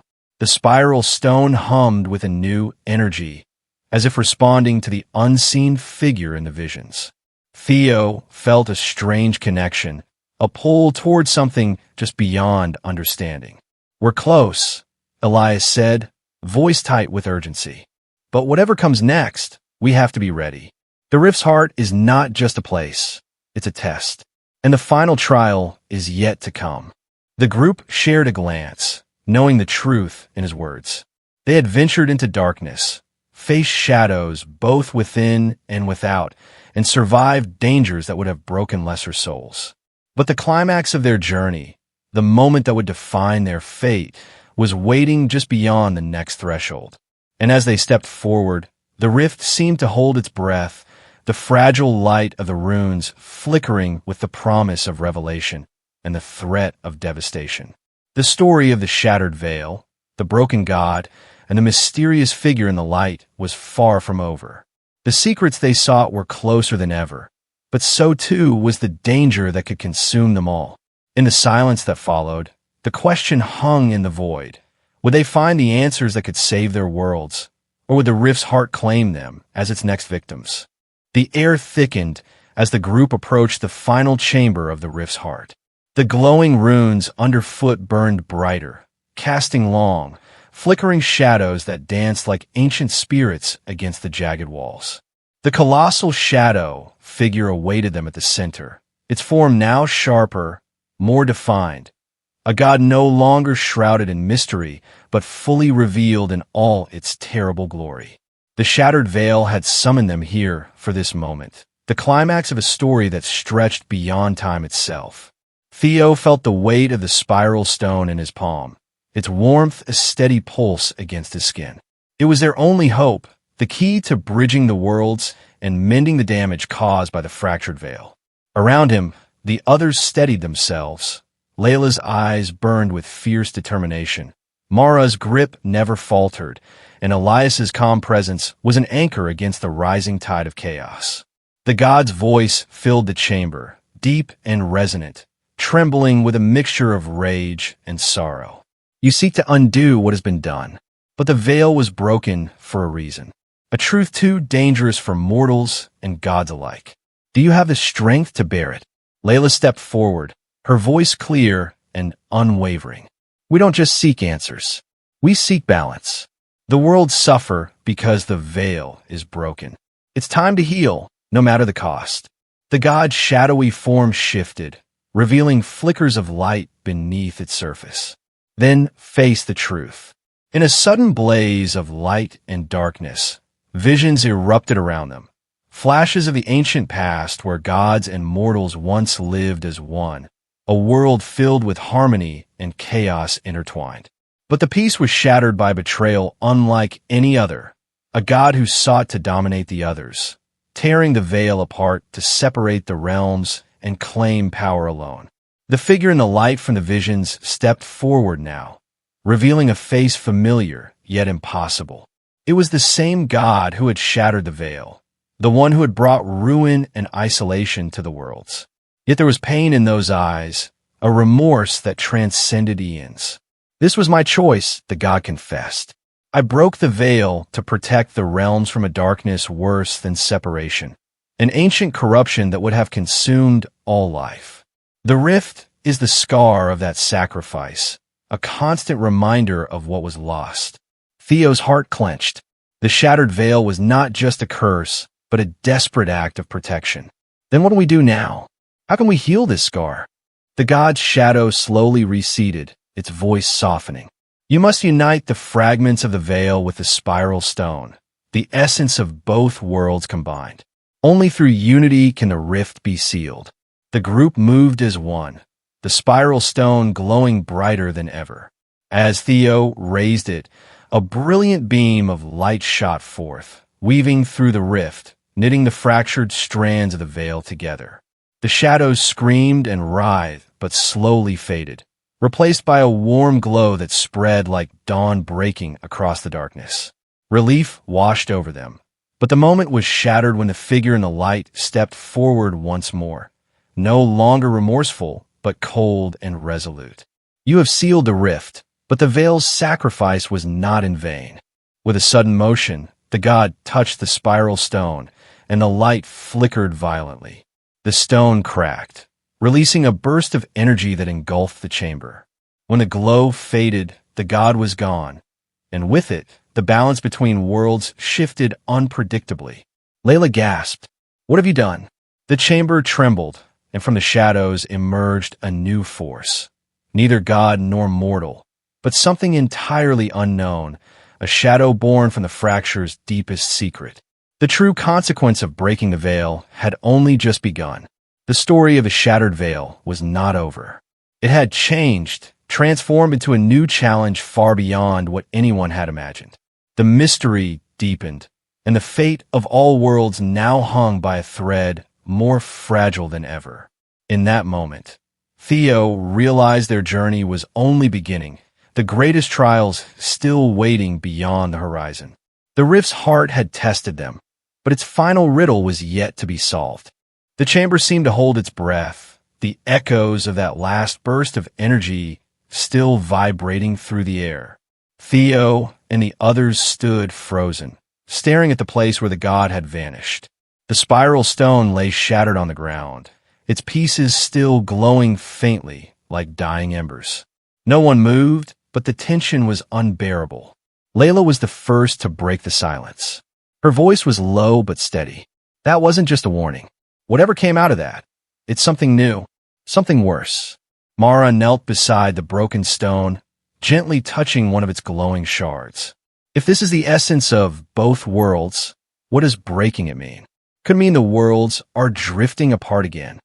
Elias stepped closer, his gaze scanning the shadows that clung to the edges of the chamber. Or maybe worse, maybe the barrier is gone for good, and now the corruption the god tried to stop has a way in. Theo felt a chill creep down his spine. For so long, the rift had been the sign of a broken world, a scar between realities. Now, with the stone broken and the god gone, the scar might open wide, swallowing everything whole. What they had just sealed might have been only a fragile pause in an ongoing disaster. Outside the chamber, the rift pulsed with eerie energy. The sky above flickered, clouds swirling as if the very fabric of reality was unstable.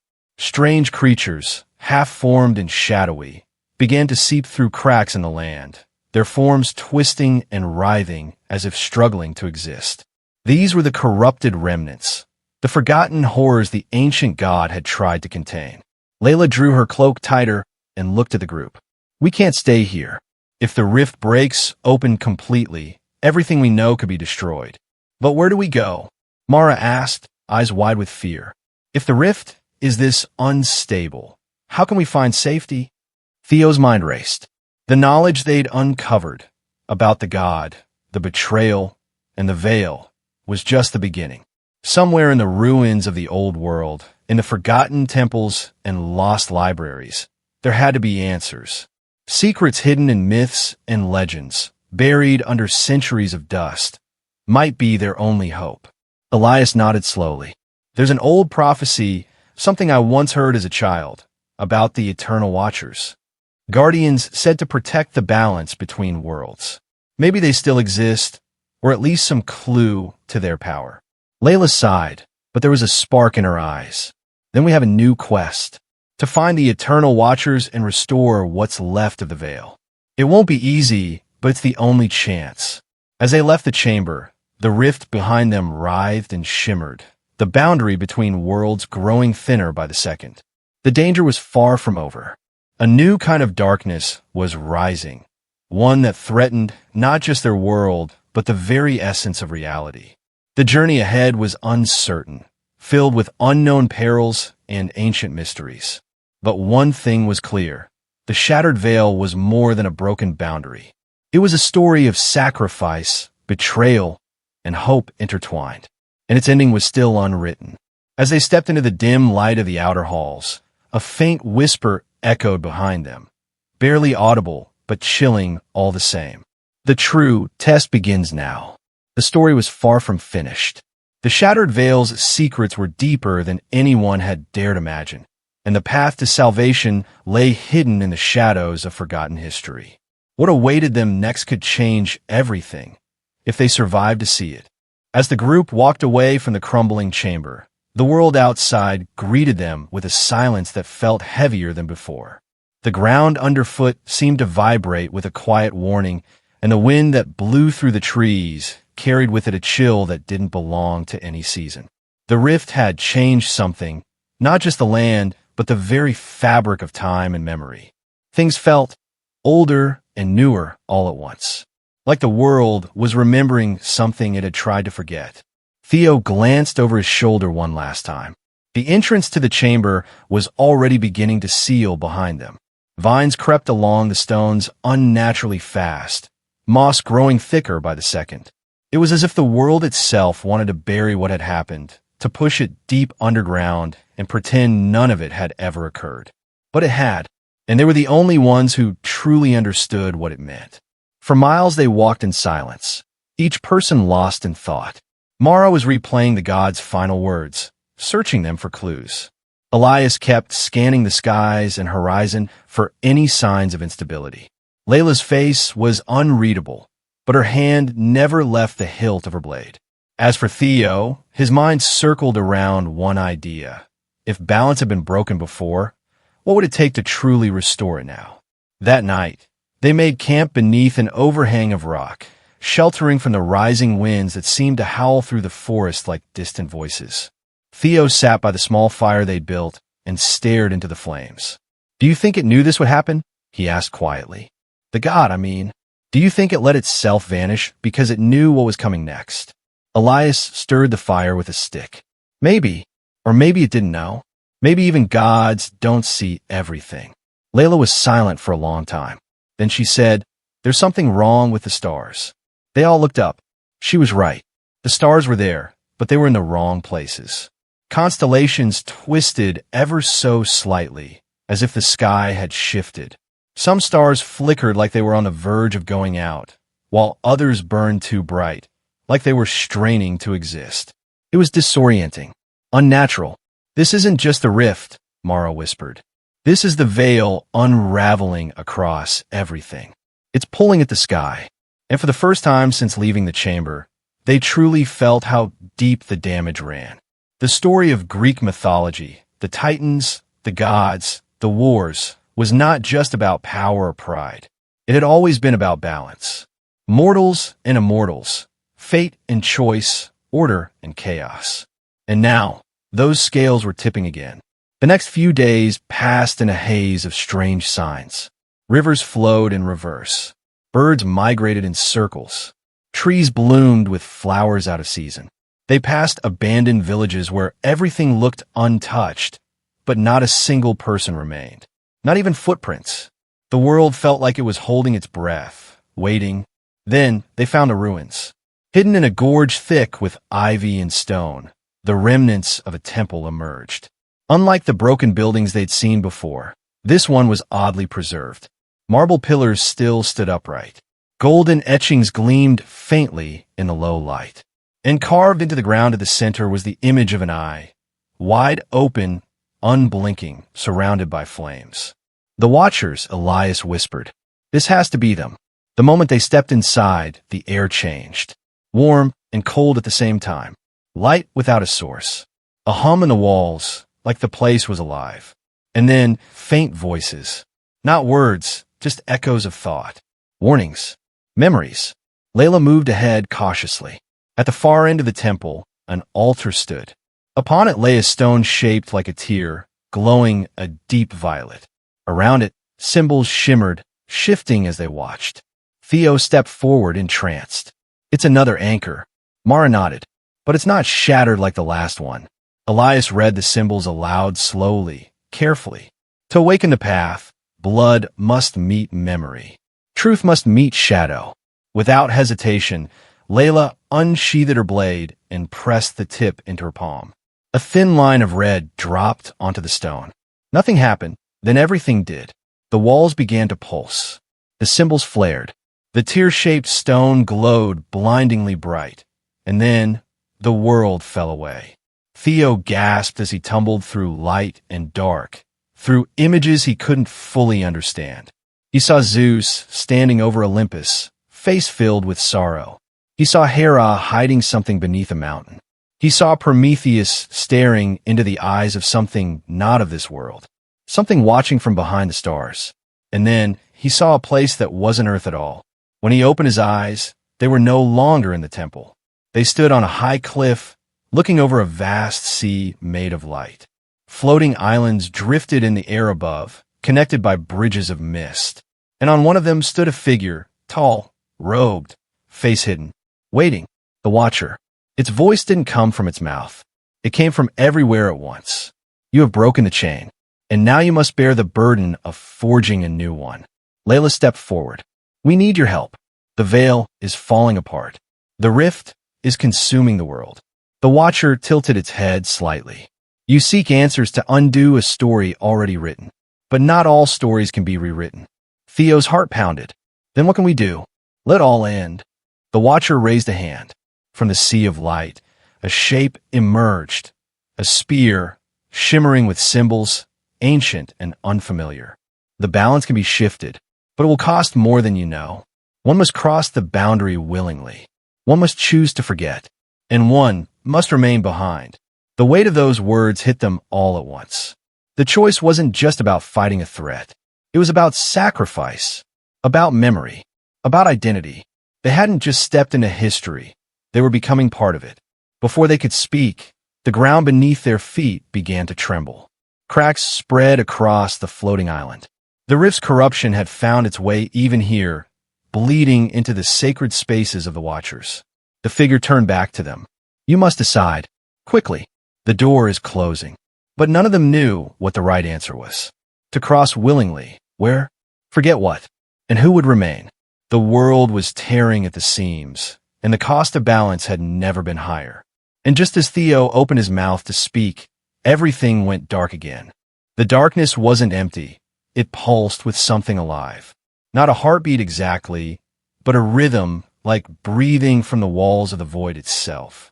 Theo tried to steady his thoughts, but they felt like they were sliding. Not just out of control, but out of time. Around him, he could hear voices, but not the voices of his companions. These voices were older, wiser, angrier. One of them whispered, "Asterisk, you tampered with the seal." Asterisk. Another said, "Asterisk, the chain was broken by fire, not ignorance." Asterisk. A third growled, "Asterisk, there is no saving what was meant to collapse." Asterisk. And then he could see again. Just enough. They were back. At least, that's what it looked like. The forest, the stars, the mountains in the distance. But something was wrong. The trees stood still, too still. Not a single leaf moved, despite the wind blowing through his hair. He looked around quickly. Mara, Elias, Layla. They were all standing, disoriented, like they too felt the shift in reality. "What is this?" Layla asked quietly. "It looks like home," Elias replied, his eyes narrowing, "but it isn't. This is the between." The name sent a ripple through the group. They had heard of it in fragments, stories buried in scrolls that priests refused to translate. A space that mirrored the real world, but was twisted, warped by forgotten magic and sealed wounds. A prison between realms where time flickered and truth refused to hold shape. Suddenly, the sky above rippled like water. Something massive moved behind the clouds, its shadow stretching across the horizon. For a moment, the stars blinked out one by one, as if they were being swallowed. Then a voice returned, this one unmistakably familiar. Zeus, but not the Zeus from legend. Not the proud, thundering king of Olympus. This voice was raw, tired, and echoing with centuries of regret. Asterisk, the balance was never meant to last forever. Asterisk, the voice faltered. Asterisk, we chained a cycle we never understood. Asterisk, Theo stepped forward, unsure if he was speaking to the real God or a memory left behind. Then why create the chain at all? He called out. Why trap mortals in a story that wasn't theirs to begin with? The answer came slowly. Asterisk, because we were afraid of what came before, of what lay beyond. Asterisk, lightning flashed in the sky, but instead of thunder, there came a sound like something tearing open. And then they saw it, a rift forming in midair. This one was different, larger, glowing with a dull golden light. Not the chaos of the original rift, but something more organized, controlled. Out of it stepped a figure, tall, hooded, eyes like mirrors, reflecting their faces back at them. The Watcher? No, something else. A judge. I am the archive, it said, voice layered with centuries. The keeper of endings. You were never meant to pass through the threshold. But now that you have, it looked straight at Theo. One must fulfill the story's final echo. What does that mean? Mara asked, her voice almost shaking. The archive took a step forward, and suddenly, they were no longer in the forest. The ground beneath them turned to stone. Marble columns rose on every side. The Temple of Time, once a myth, now wrapped around them like a crown made of memory. They stood at the center of a story they hadn't written. The archive gestured, and visions swirled to life around them. Moments they remembered, and ones they hadn't lived yet. Theo saw himself standing alone in front of a gate, holding the spear of the Watchers. Layla lay unconscious beside it. Elias was surrounded by fire. Mara stared into a mirror that showed her nothing at all. Then the images vanished. You can't escape fate, the archive said softly, but you can choose its shape. Theo took a step forward. If this is a story, then how do we end it? The archive paused, with a choice. Again, the same impossible question returned. One must cross the boundary, one must forget, and one must remain behind. But now the meaning was clearer. To cross the boundary meant to leave this world, to pass beyond into whatever lay past the rift, carrying the burden of rebuilding what had been lost. To forget meant surrendering memory entirely. becoming mortal again, stripped of the truths they'd uncovered. And to remain meant guarding the veil, alone, forever, so no one else could tear it open. No one wanted to be the one left behind. But each of them understood someone had to. "We can't decide this quickly," Elias said. "This isn't just about us. This is about the future." "It always was," Mara said gently. "But maybe it has to end with us." The archive raised its hand. Time began to twist. Around them, the pillars cracked. The light grew dimmer. The world in between was collapsing. "You have 1 hour," it said. "Then the veil will close. And the choice will be made for you." And then it disappeared. They stood in silence. Theo clenched his fists. "We're out of time." Each of them turned away for a moment, needing space, needing air. They didn't speak, but the silence spoke louder than words ever could. Elias sat near the edge of the stone platform, legs dangling over the side. He stared out into the horizon, where sky met sky, no earth in sight. "If I cross," he said quietly, "I'll never come back. Not even as a memory. I'll become part of something else." Layla sat beside him. "And if I forget, I'll be free. But I won't know why the world feels different. I won't remember the gods. Or you." Mara placed a hand on the cold marble. "And whoever stays behind will have to watch. Forever. No sleep. No peace." Theo looked at all of them. "We were thrown into this. It wasn't our war. But maybe that's why we were the ones to end it." None of them replied. Far off in the distance, a bell tolled. Not a real bell, but something deep inside the between. A signal. The hour was almost up. Layla stood first. "I'll go." "No," said Mara. "You still have your whole life ahead of you." "I've taken lives," Layla said softly. "Maybe it's time I give something back." Elias shook his head. "We've all given something already. That's what makes this hard." Theo stared into the sky again, at the stars that were still flickering out. The veil was thinning. Even now, cracks were showing. He realized then, it didn't matter who chose what. What mattered was that they chose together. But just as he was about to speak, the sky exploded. A second rift tore open. Not the same dull gold of the archives, but the raw, violent red of the original one. From it poured shadows. Hundreds. Thousands. Creatures not of God or Titan, but from before both. Things that weren't meant to return. The last guardians of the old cycle. The final test had arrived, and they had no time left to prepare. With shaking hands, Theo reached for the spear. The others stood beside him, weapons drawn, faces grim. The end wasn't coming. It was already here. The world around them cracked open like glass under pressure. Shadows burst forth from a second rift, spiraling through the air like smoke given purpose. Their forms were vague, shifting constantly, never settling into one shape. They screeched a high-pitched sound that drilled into the skull, and the entire veil trembled under the weight of their arrival. Theo didn't hesitate. He lunged forward with the Watcher's spear in hand, the tip glowing bright against the dark. Behind him, Elias drew his blades, slicing through the first wave of creatures that swarmed their platform. Layla fought by his side with fluid precision, while Mara whispered something low under her breath, a binding spell, old and dangerous. For a moment, it was chaos. But then the archive's voice returned, not in sound, but in instinct, guiding them. Theo felt it inside his chest. Not just rage or purpose, but clarity. These creatures weren't meant to win. They were only the test. The final seal, guarding the truth behind the veil. The only way to close the rift was from both sides, within the between and from beyond the boundary itself. The choice could no longer be delayed. "I'll cross," Theo shouted, slicing through a shadow with all his strength. "It has to be me." Layla turned, eyes wide. "No, you're the one who held this together." Theo gritted his teeth, "Which is exactly why I have to be the one to end it." A blast of shadow struck Mara's shield, nearly knocking her off her feet. Elias caught her just in time. "We can't keep fighting like this." Elias called out, panting. "They're not stopping." Mara nodded through the pressure. "Then we finished the story." The ground beneath them began to fracture as the platform gave way.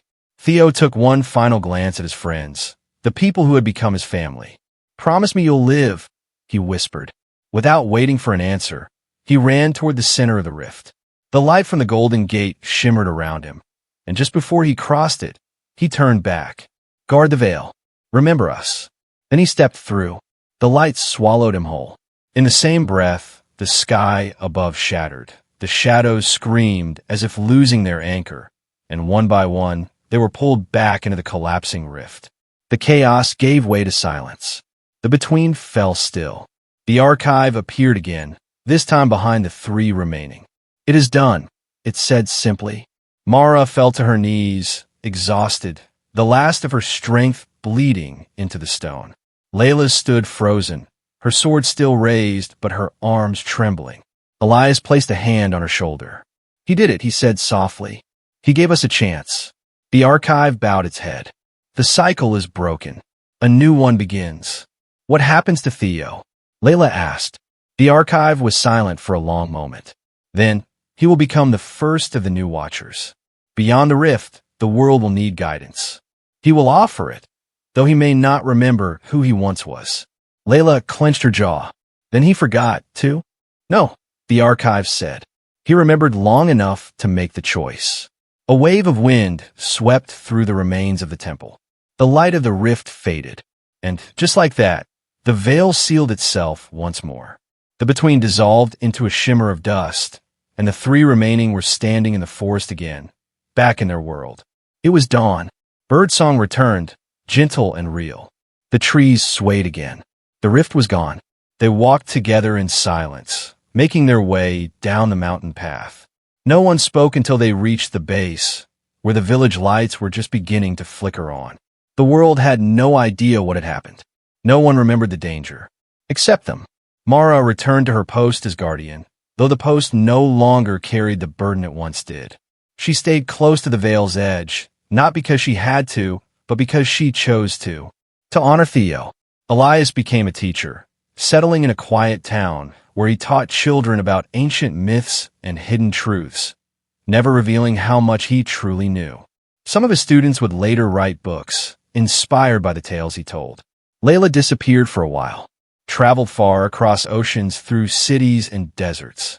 When she came back, years later, she opened a small home for orphan children. She called it Theo's Haven. No one ever asked who Theo was, but they knew the place carried meaning. And that was enough. Time passed. Decades. One evening, as the sky turned red with sunset, a boy wandered into Mara's old watchtower. The boy had bright eyes and a necklace with a strange sigil she hadn't seen in years. He looked around, curious, then turned to her.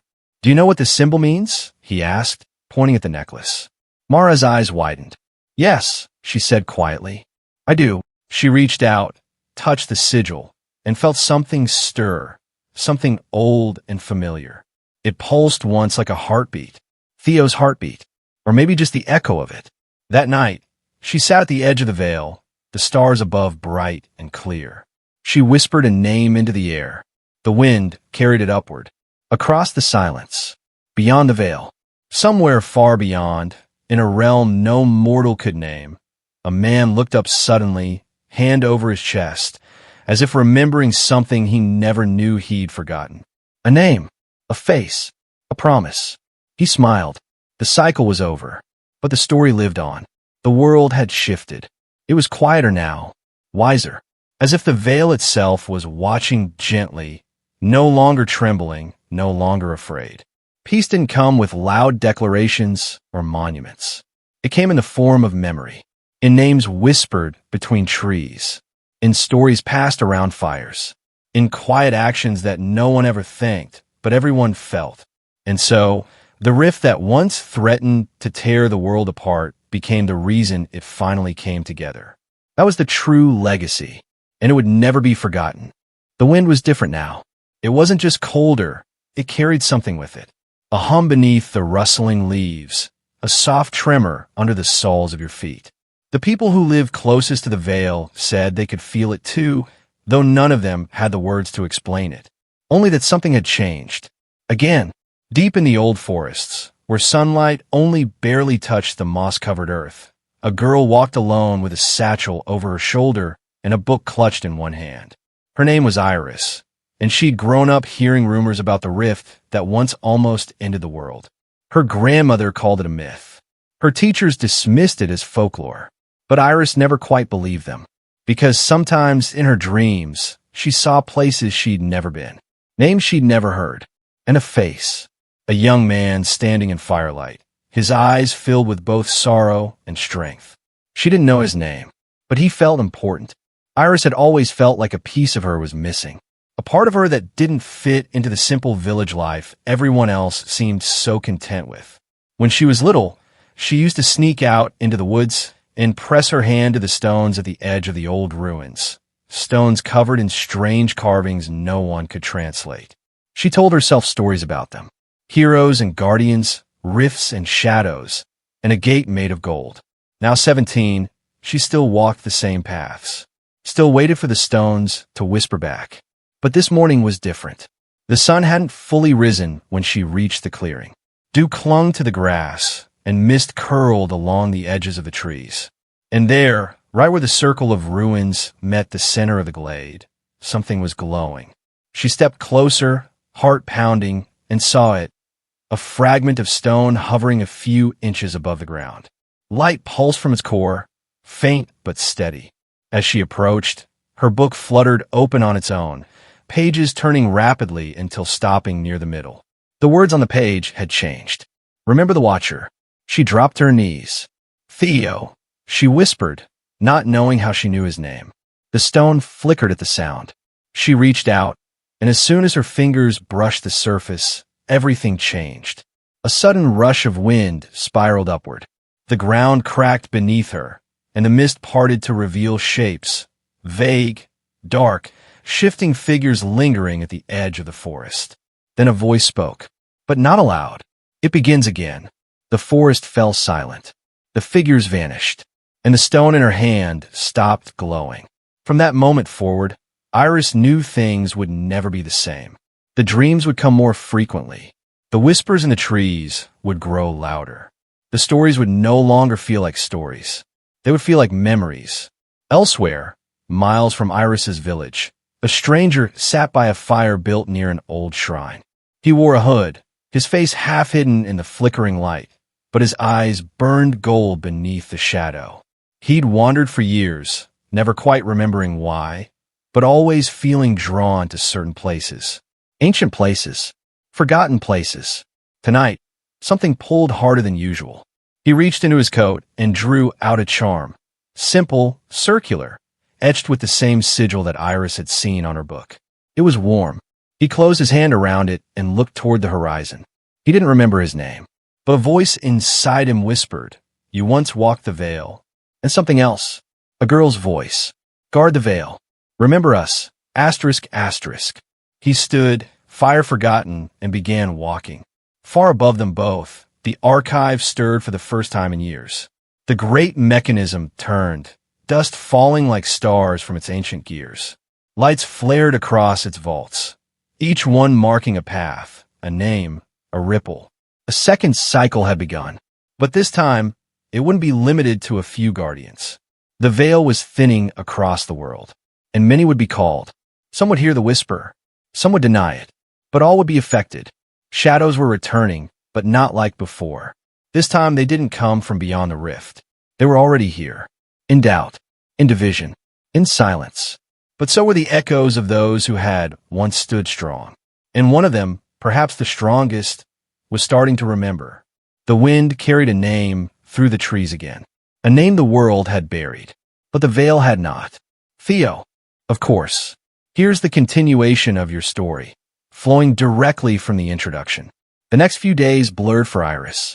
Everything felt heavier, like the air itself had changed. She kept the glowing fragment hidden in a small wooden box beneath her bed, wrapped tightly in old cloth. It no longer pulsed with light, but she could feel its warmth any time she got too close. Like it was alive, like it was waiting. She didn't tell anyone, not even her best friend Leo, who had always been curious about the ruins but never believed her stories about the dreams. People in the village didn't like strange things.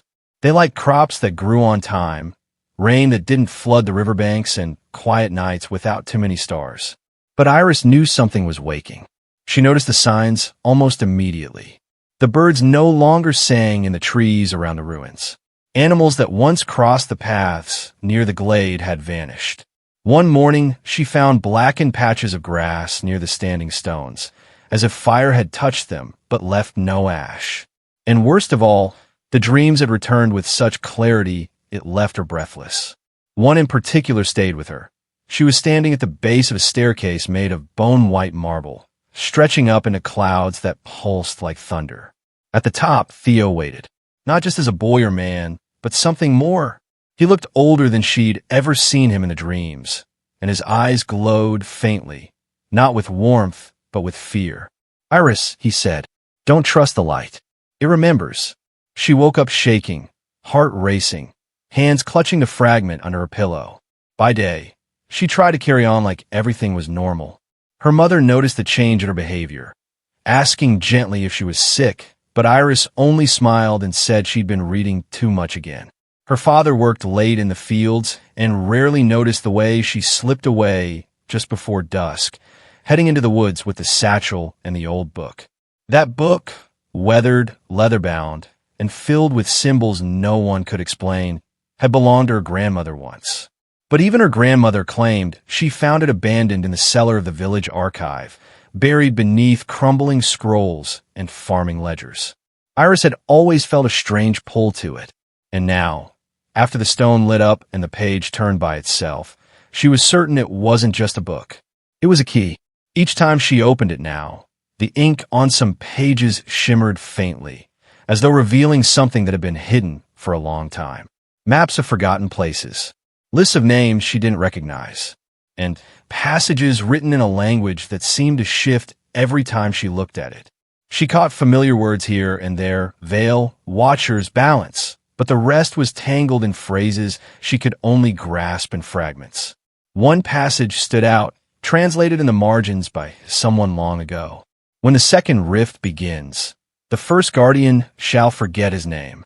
The keeper shall find the eye. The light shall deceive. The echo shall rise." She read it over and over, heart pounding. Theo had forgotten his name.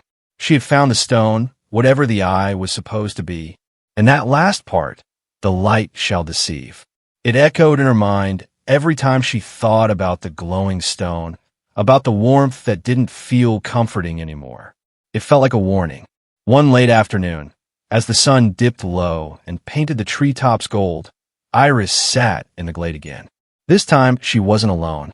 She hadn't heard anyone approach, but when she looked up, a woman stood on the other side of the ruins, leaning gently against one of the ancient stones. She wore a long, dark coat, dusty at the edges, and a satchel that looked almost identical to Iris's. Her hair was tied back, her expression calm but sharp. "Watchful. You've seen him," the woman said softly. Iris stood up slowly, unsure what to say. "Who are you?" The woman stepped closer, her boots barely making a sound on the mossy ground. "No one important. Not anymore. But I used to be a listener." Iris narrowed her eyes. "At what?" "A listener of the archive," the woman replied. "One of the few who could still hear the echoes before the silence began, before the first collapse." She looked down at the stone circle. "You found the eye, didn't you?" Iris hesitated, instinctively pressing her hand to her satchel. "I don't know what you mean." The woman smiled, not unkindly. "You do. You just don't want to admit it yet." The silence stretched between them. Wind rustled the leaves high above, and for a moment, Iris thought she heard voices hidden in the breeze. "I dreamed of him," Iris finally said. "His name is Theo." The woman's face changed slightly. A flicker of something, recognition, maybe sorrow. "That name hasn't been spoken in years," she whispered. "Not since the end of the first watch." Iris stepped forward. "Who is he?" "He was the gatekeeper," the woman said. "The one who stood at the boundary between the waking world and the echoing realm. He sealed the rift, but the cost was memory. He walked too far into the silence. Now he wanders, forgotten, until the cycle begins again." "And it's starting again?" Iris asked. The woman nodded. "Yes, but this time it's different. Something crossed over that wasn't supposed to. Something hungry." Iris felt a chill at her spine. "You said you were a listener. Why are you here now?" The woman glanced toward the trees, scanning the shadows. Because the veil is thinning faster than expected. And you, Iris, you're not just seeing echoes anymore. You're pulling them to you. Iris's breath caught. What does that mean? It means you're becoming a beacon. And beacons attract everything. Light, shadow, and things that haven't chosen yet. Before Iris could ask another question, the woman turned away and walked toward the forest. Wait, Iris called. What's your name? The woman didn't turn around. Selin, she said, but I doubt that will help you. Then she was gone, swallowed by the trees. Iris stood there, heart racing, fingers clenched around her satchel. The weight of the fragment inside felt heavier now, more dangerous. And for the first time, she wasn't sure if it was meant to protect the world or tear it apart. She had more questions than answers. Who else was out there? Who remembered Theo? What was the eye really for? And what was this echoing realm the woman spoke of? But most of all, she wanted to know, if Theo had forgotten everything, why did she remember him so clearly? And why did it feel like he was getting closer? Even as she stood in silence, the shadows in the glade shifted slightly. Not enough to notice unless you were looking directly. But they moved, and they were listening. Iris didn't return to the glade for 2 days. Something about Selin's presence and her words made it feel different now. Not just sacred or mysterious, but dangerous. As if simply being near the stone circle might invite something through, something that wouldn't leave again. Still, she couldn't stop thinking about it. The idea of becoming a beacon haunted her. She didn't even know what it really meant, but every time she passed a mirror or caught her reflection in the water, she swore her eyes looked different, brighter, like they held some kind of echo. Leo noticed the change. He'd always had a good sense for people, especially Iris. So when she showed up late to their usual meeting spot by the bridge, hair tangled and eyes distant, he asked right away what was going on. Iris wanted to lie. She even opened her mouth to make something up, but then she saw the way he looked at her. Worried, not suspicious. So she told him everything, well, almost everything. She left out the part about the stone still being warm, and the way her dreams were now full of symbols she didn't understand but could draw perfectly in the margins of her notebook. Leo sat in silence for a while after she finished, picking at the edge of a wooden beam. So this Theo guy, you're saying he's real? I think so, Iris said. Or he was. Or maybe still is, but not all here. And this, what did she call it? Rift. The veil. The rift is what it's supposed to stop. He nodded slowly. Okay, that sounds really bad. I think it is, she admitted. And I think it's opening again. Leo didn't laugh. That surprised her. Instead, he asked, so what do we do? His support steadied her more than she expected. That night, they stayed up going through her grandmother's book, decoding symbols, matching fragments of passages with the map drawn on the inside cover. They discovered a set of coordinates in the margins, marked in a different ink. Leo cross-referenced it with an old ranger map his dad had, and they found a spot deep in the valley woods, unreachable by road, right between 2 ancient forest trails that hadn't been walked in years. They made plans to go there the next morning. But things didn't wait. That night, Iris dreamed again. Only this time, she wasn't standing at the staircase. She was falling through darkness filled with voices that didn't belong to her. Some of them whispered, others screamed. She saw flashes of faces she didn't recognize. A man with no eyes. A woman made of smoke.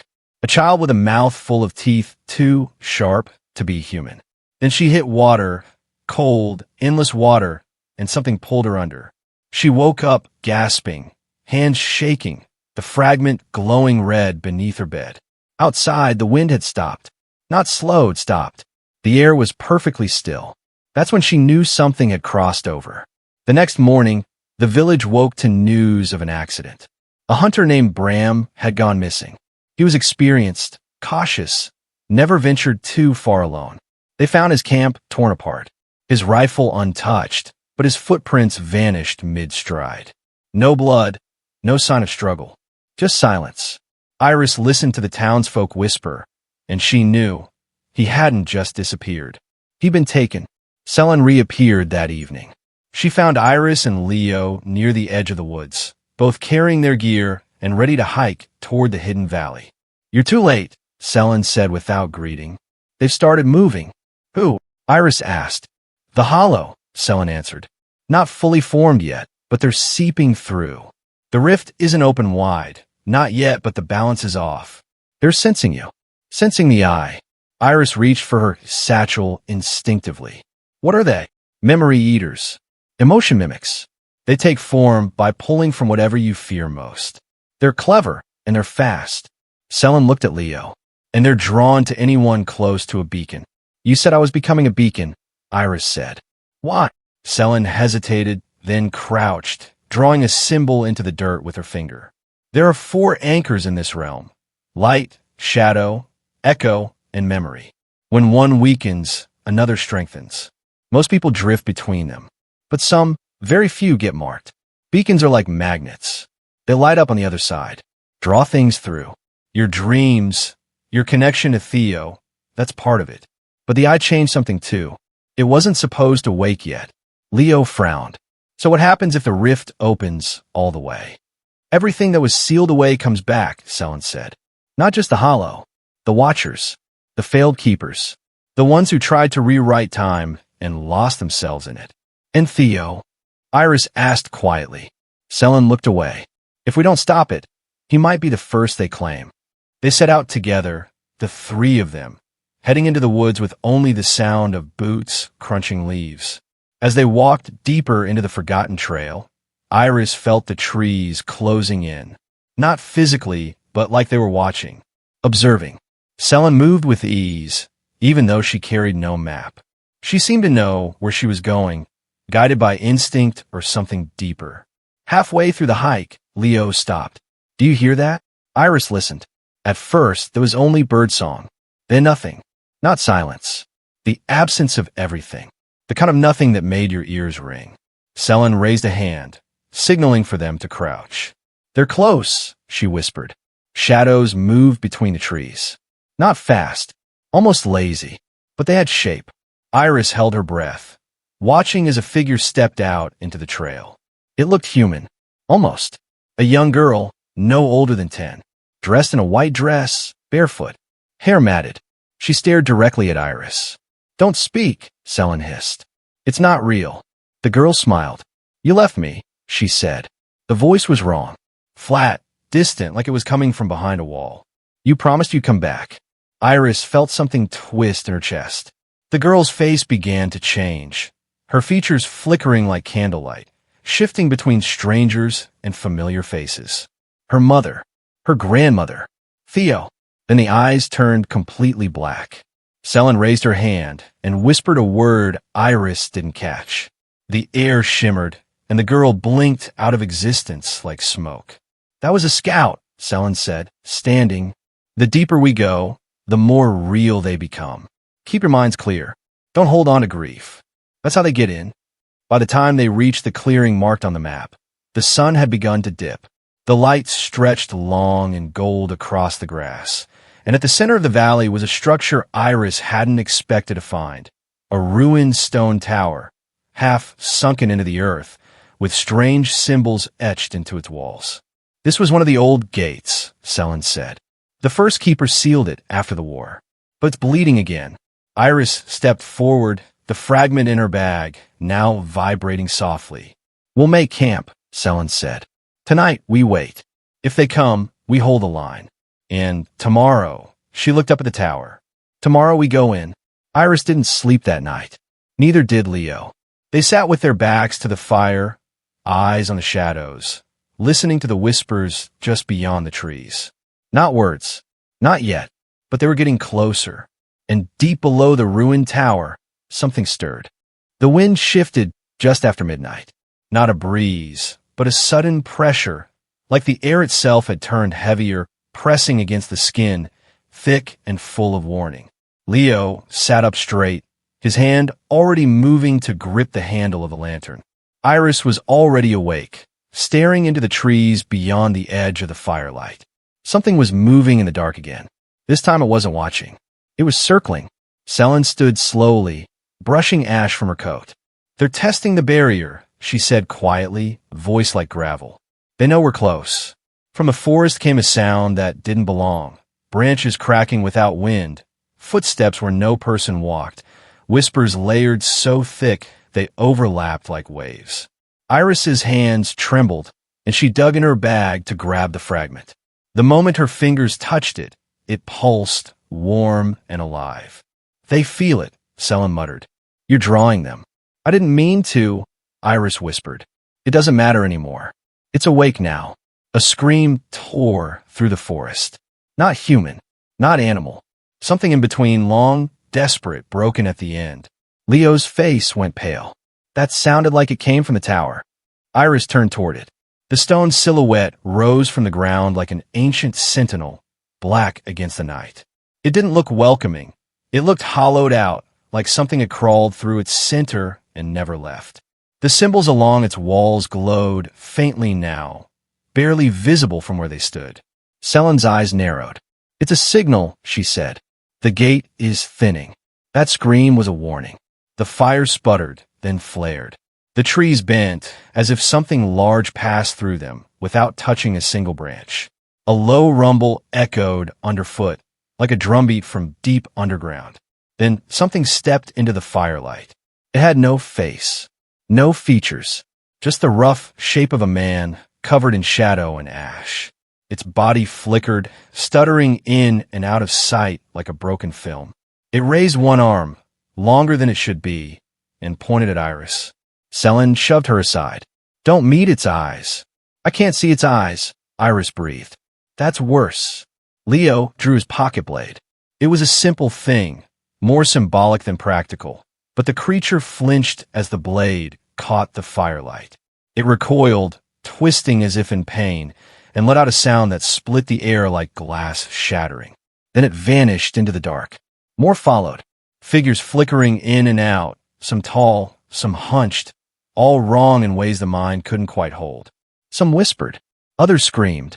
One just stood and stared, not moving, as if it was trying to remember how to be human. Selin tossed a pouch of salt across the fire, creating a brief flare of light. "The barrier won't last much longer. At sunrise, we go into the tower. But we have to survive the night." The ground shook again. Iris looked toward the tower and saw a faint red light pulsing from inside, the same color as the fragment in her hand. "It's calling me," she said. "I think it wants me to open it." "You already have," Selin said grimly. "Just by carrying that piece. You've made the connection. That's why they're here." Leo looked between them. "So what are we supposed to do? Just wait until they tear us apart?" "No," Selin said. "We wait for the rift to fully thin. Then we close it from the other side." The words hung heavy. Iris turned to her, eyes wide. "The other side? You didn't think this would be done from here, did you?" Selin said softly. "Whatever Theo did, whatever kept him trapped, it wasn't sealed here. It was sealed beyond. That's where you have to go." Iris looked at the glowing stone, then at Leo. "Will I come back?" Selin didn't answer. She only looked away. The fire burned low as the night dragged on. Shadows pressed closer. At one point, something grabbed the edge of the salt circle and hissed, retreating as its form sizzled. The air grew colder with every hour, as if the forest itself was being drained. The stars above flickered, and the moon vanished behind a curtain of black cloud that hadn't been there a moment before. At some point, the tower doors creaked. All three of them turned. The light inside the ruin had grown brighter, now pulsing in rhythm with Iris's heartbeat. It was calling her again, more insistently this time. Selin stepped toward it, drawing a small blade from her coat. It glimmered blue in the dim light. "I'll lead us in," she said. "But Iris goes first. She's the beacon." "I'm not ready," Iris whispered. "You won't be," Selin said. "No one ever is." Leo touched her shoulder. "We go together." The stone fragment pulsed again, this time stronger. Iris's vision blurred for a second. When she blinked, she was no longer in the forest. She was standing inside the tower. Stone walls rose around her, covered in symbols. The air was heavy and filled with a soft hum, like electricity building behind glass. She turned and saw herself reflected in the walls. Only the reflection didn't match. It smiled when she didn't. It moved when she stood still. Then she was back by the fire, gasping. "You saw it, didn't you?" Selin asked. Iris nodded. It's not just a tower. It's a doorway. Selin nodded grimly. And it's opening wider. They moved at dawn, just as the sky turned gray with the promise of morning. The tower doors were open now. Not wide, but just enough for them to slip inside. The moment they did, the outside world vanished. The sounds of birds, of wind, of rustling trees, all gone. Inside, the walls pulsed like veins. The light came from deep below, somewhere at the base of the tower's spiral staircase. The steps were cracked and worn, but held underfoot as they descended. Each floor brought new echoes, memories not theirs, whispers from lives they didn't live. Iris saw flashes of her grandmother, of Theo, of herself as a child, alone and crying at the edge of a field she couldn't remember visiting. Leo paused once, staring at a mural etched into the stone.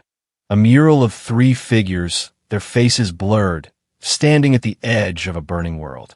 "What is this place?" he asked. "A record," Selin said. "A memory prison. This is what keeps the rift sealed. If we go too deep, it'll begin to rewrite you." They kept moving. At the base of the tower, they reached the chamber. It wasn't a room. It was a pit.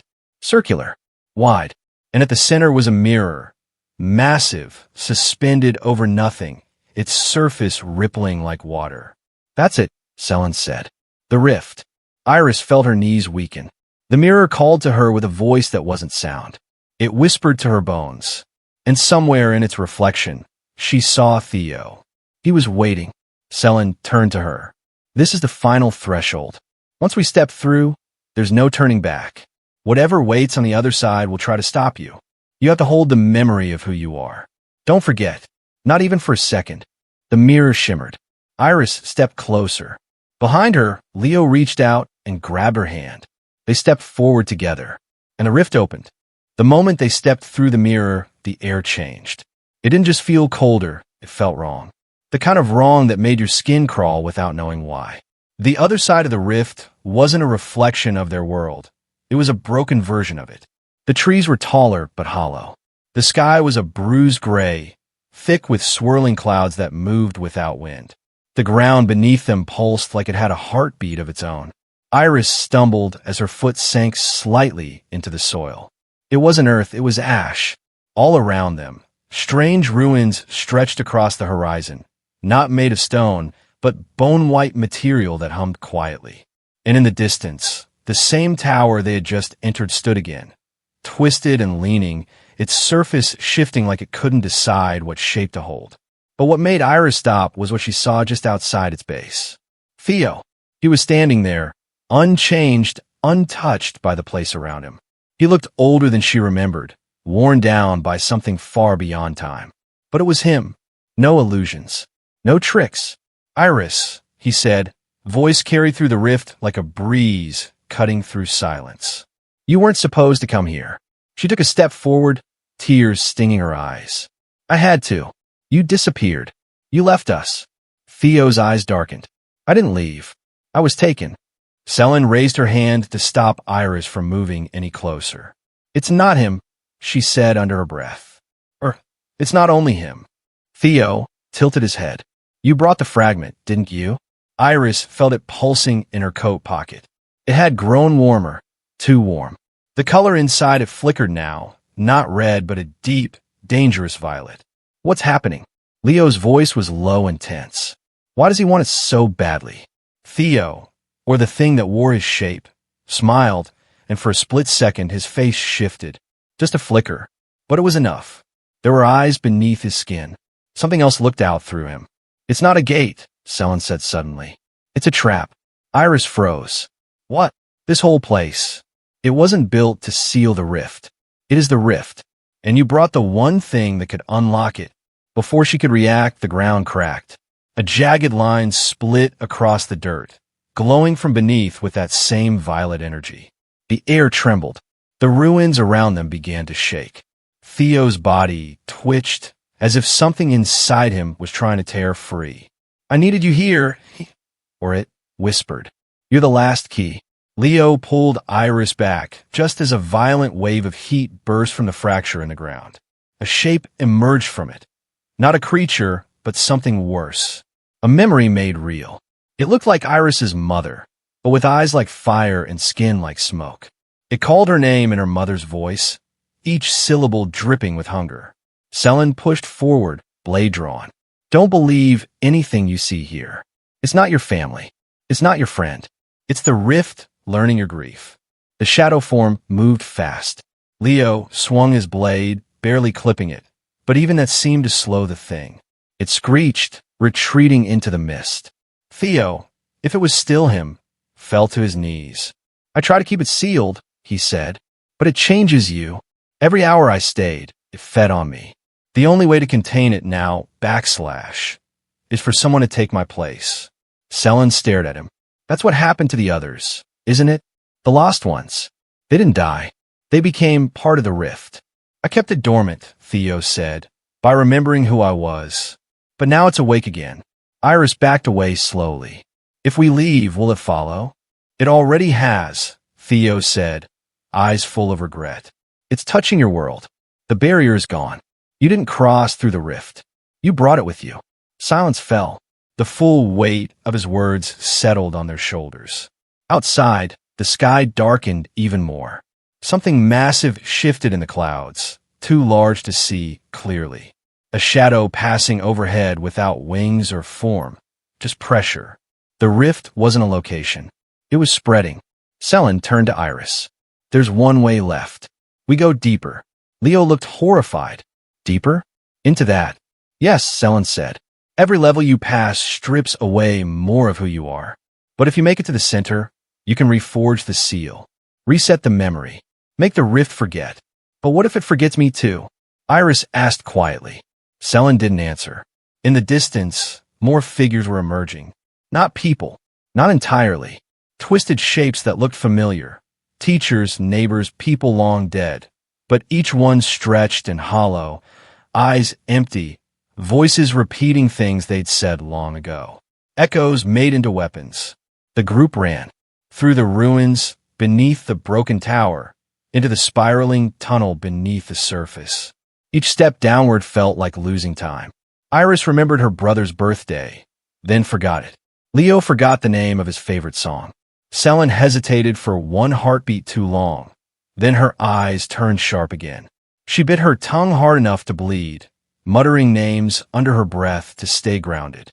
The tunnel pulsed with light that didn't come from anything. It breathed. Somewhere behind them, the rift figures were following, gaining speed. The ground above cracked again.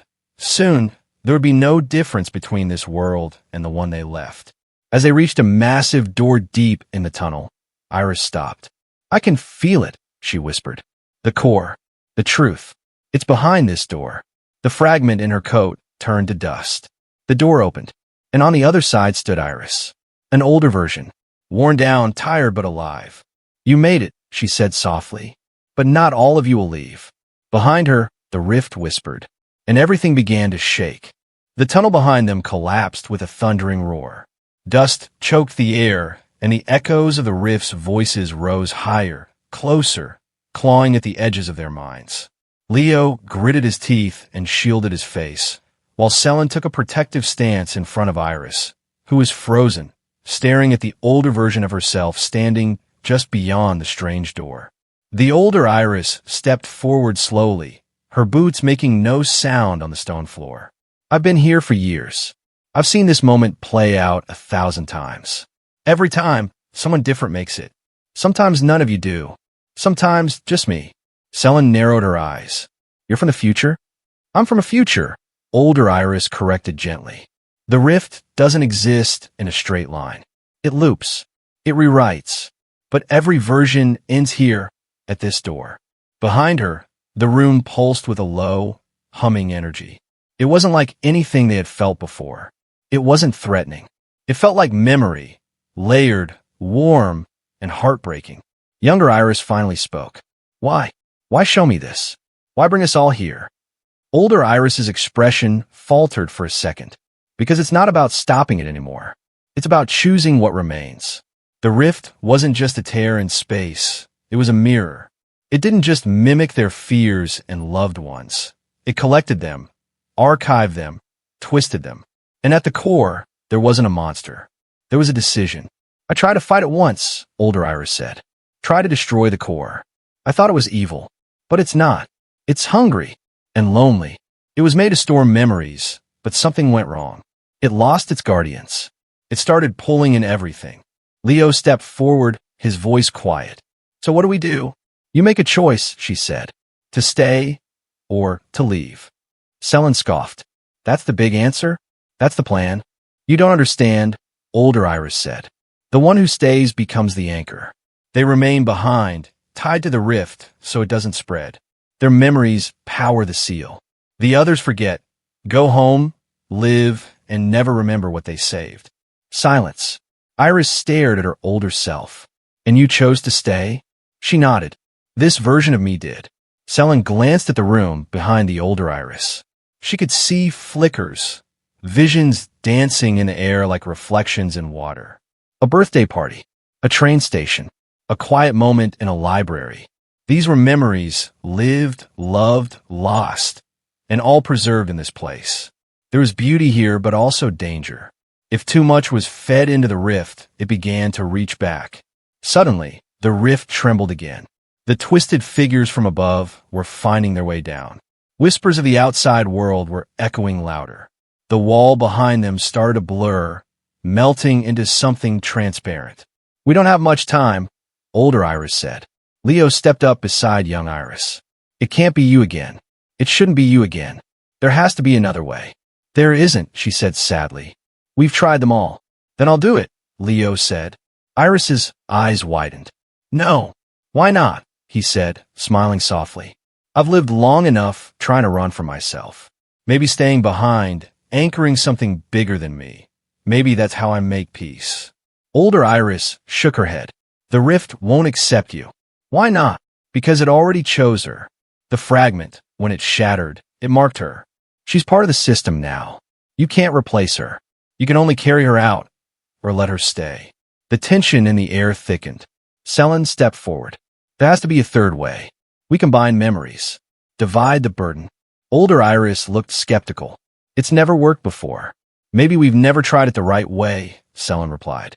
You said this moment repeats. But maybe you needed us this time, for a reason. The rift began to pulse faster, sensing indecision.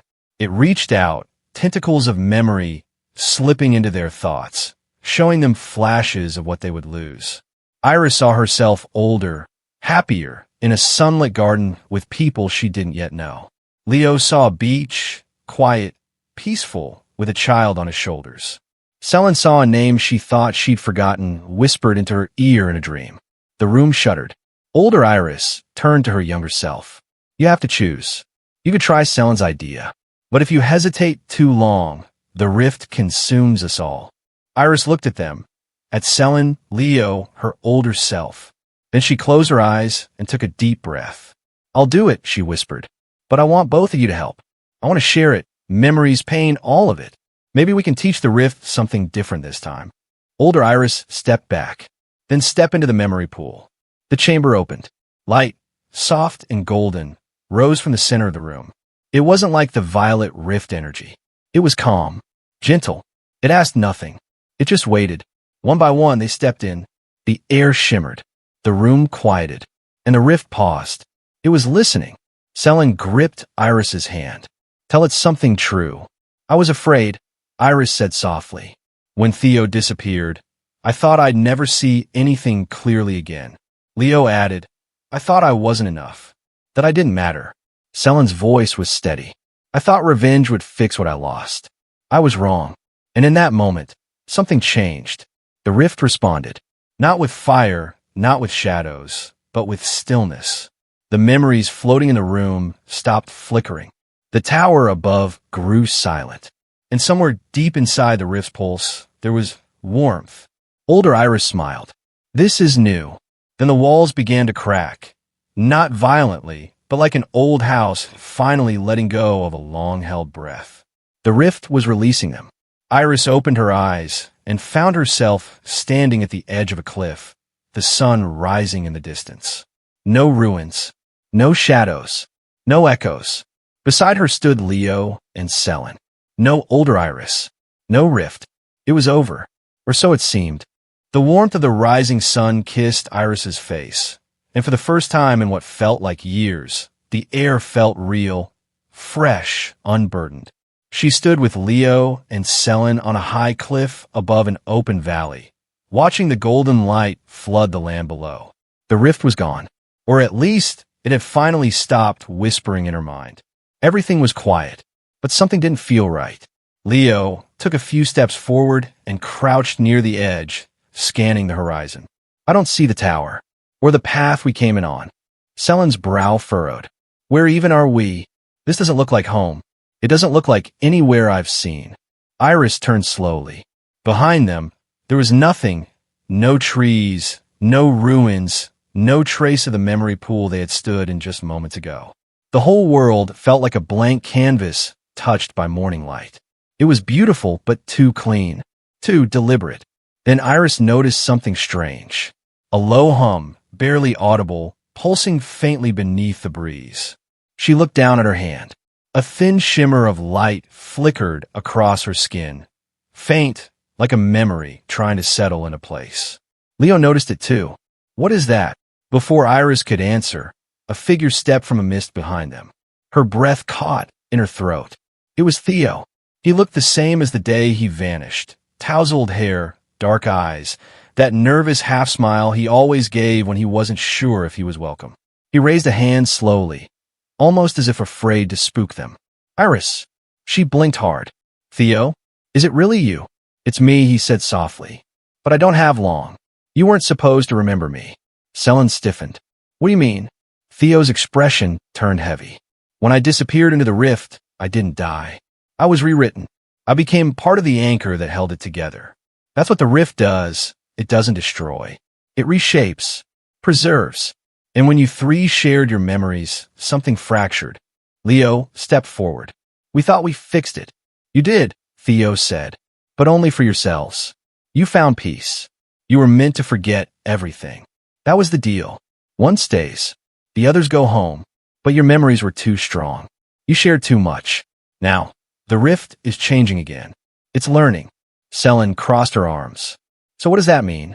Theo looked up at the sky, where the golden light began to dim, subtly, almost imperceptibly, but enough to notice.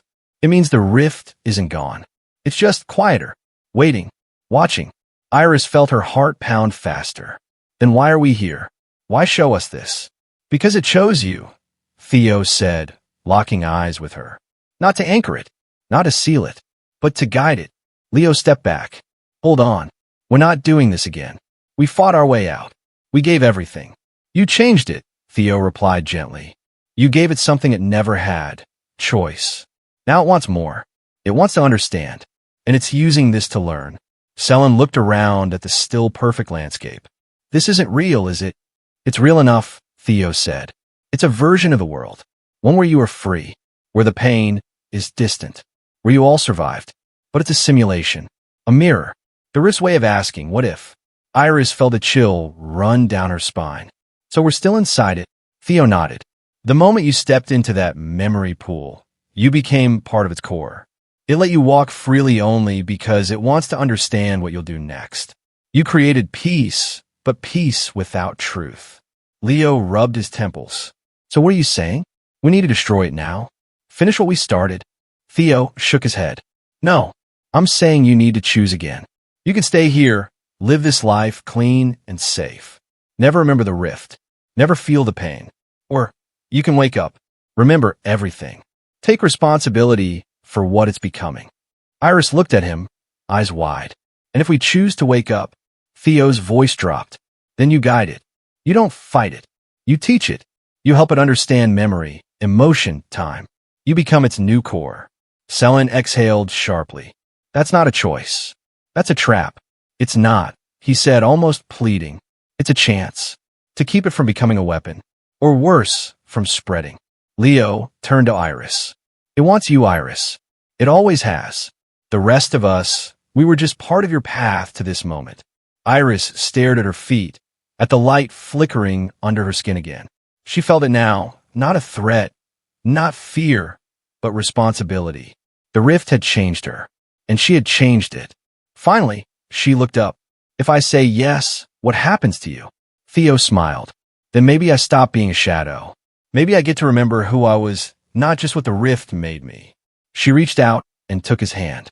It was warm, solid, not like before. Selin and Leo stepped back. You sure about this? Selin asked. I don't know, Iris said honestly. But I think this is what I was meant to do. Not destroy it, not seal it, but help it understand. Guide it, so no one else ever has to end up trapped in it. Theo nodded. Then close your eyes. The light dimmed further. The cliff edge dissolved. And as she closed her eyes, Iris felt the weight of the rift settle around her. Not as chains, but as wings. She opened them again, this time inside a room, neither dark nor bright.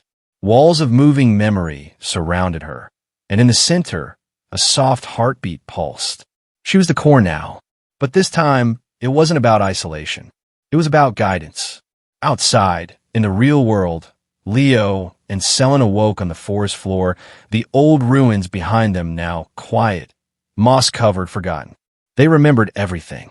And as they stood, looking toward the rising sun, they both whispered the same word. Iris. Somewhere deep within memory and light, Iris whispered back. I'm still here. The forest around Leo and Selin was still, the cool morning air filled with the soft sounds of birdsong and rustling leaves. They both stood quietly, their minds heavy but clear. The memory of the rift, of the impossible world they had just left, lingered in their thoughts like a distant echo, but it no longer weighed them down. The conflict had reached its peak, and now, with Iris taking her place as the rift's core, the tension that had shadowed their journey began to fade. Selin broke the silence first, her voice steady but soft. We did everything we could. Iris, she made the choice no one else could, to guide the rift instead of fighting it. She glanced at Leo, searching for reassurance. Leo nodded slowly, feeling a mix of relief and awe. It wasn't about destroying the rift. It was about understanding it, letting it grow, but with boundaries. Iris becoming its core. It's like she's the bridge between two worlds, the rift and reality. He looked toward the horizon, the sun climbing higher, bathing the forest in warm light. She's giving a chance to change. They both knew this was more than a victory. It was a transformation. The rift, once a force of chaos and pain, was becoming something new, shaped by memory and guided by compassion. The journey had tested everything they believed in, challenged their fears, and pushed their bonds to the limit. Back inside the rift, Iris felt a calm unlike any she had known. The swirling memories around her no longer felt like a prison, but like a vast library waiting to be explored. Her role was no longer to seal away the past, but to learn from it and help the rift understand the depth of human experience, love, loss, hope, and forgiveness. The weight of this responsibility settled over her gently, like a quiet promise rather than a burden. She was the heart of the rift now, but also its guide. And in that role, she felt connected to Leo and Selin in a way that transcended distance and time. Meanwhile, as Leo and Selin made their way back toward the world they knew, they began to piece together the fragments of their shared experience. They remembered the moments of fear, the flashes of hope, the unexpected kindness they found even in the rift's darkest corners. These memories weren't just reminders of what they had endured. They were lessons. They had seen the power of empathy and choice, the importance of connection even in the face of overwhelming odds. Selin paused on a moss-covered rock and looked at Leo. We owe her everything. Iris gave us a second chance, not just to survive, but to understand. Leo smiled, feeling the warmth of the morning sun and the promise of what lay ahead. And now it's our turn to keep that promise, to carry this story forward, to make sure what happened here doesn't get forgotten. They knew the rift would remain a part of their lives, a quiet presence beneath their memories, but it was no longer something to fear. It had become a symbol of resilience and transformation, a reminder that even the darkest places can hold the possibility of light. As they walked together, their steps steady and sure, the world around them seemed richer, more alive. They carried with them the weight of the past, but also the hope of the future. Their journey had ended, but their story was just beginning. Far away, in the quiet heart of the rift, Iris reached out with her mind, touching memories that had long been lost or hidden. She whispered promises of healing and growth. The rift responded with a gentle pulse, as if acknowledging its new guardian. In that moment, the rift wasn't just a place of memory and pain. It was a living, breathing entity, shaped by the choices of those who dared to understand it. And Iris was at its center, a beacon of hope in a world that had once seemed broken. The story of the rift, of loss and redemption, of fear and courage, had found its resolution, not in destruction, but in acceptance. And as the sun rose higher, casting light on the path ahead, the three friends knew that no matter what came next, they had faced the darkness together and come through stronger. Their journey was over. Their future was unwritten, but the lessons they carried would last forever.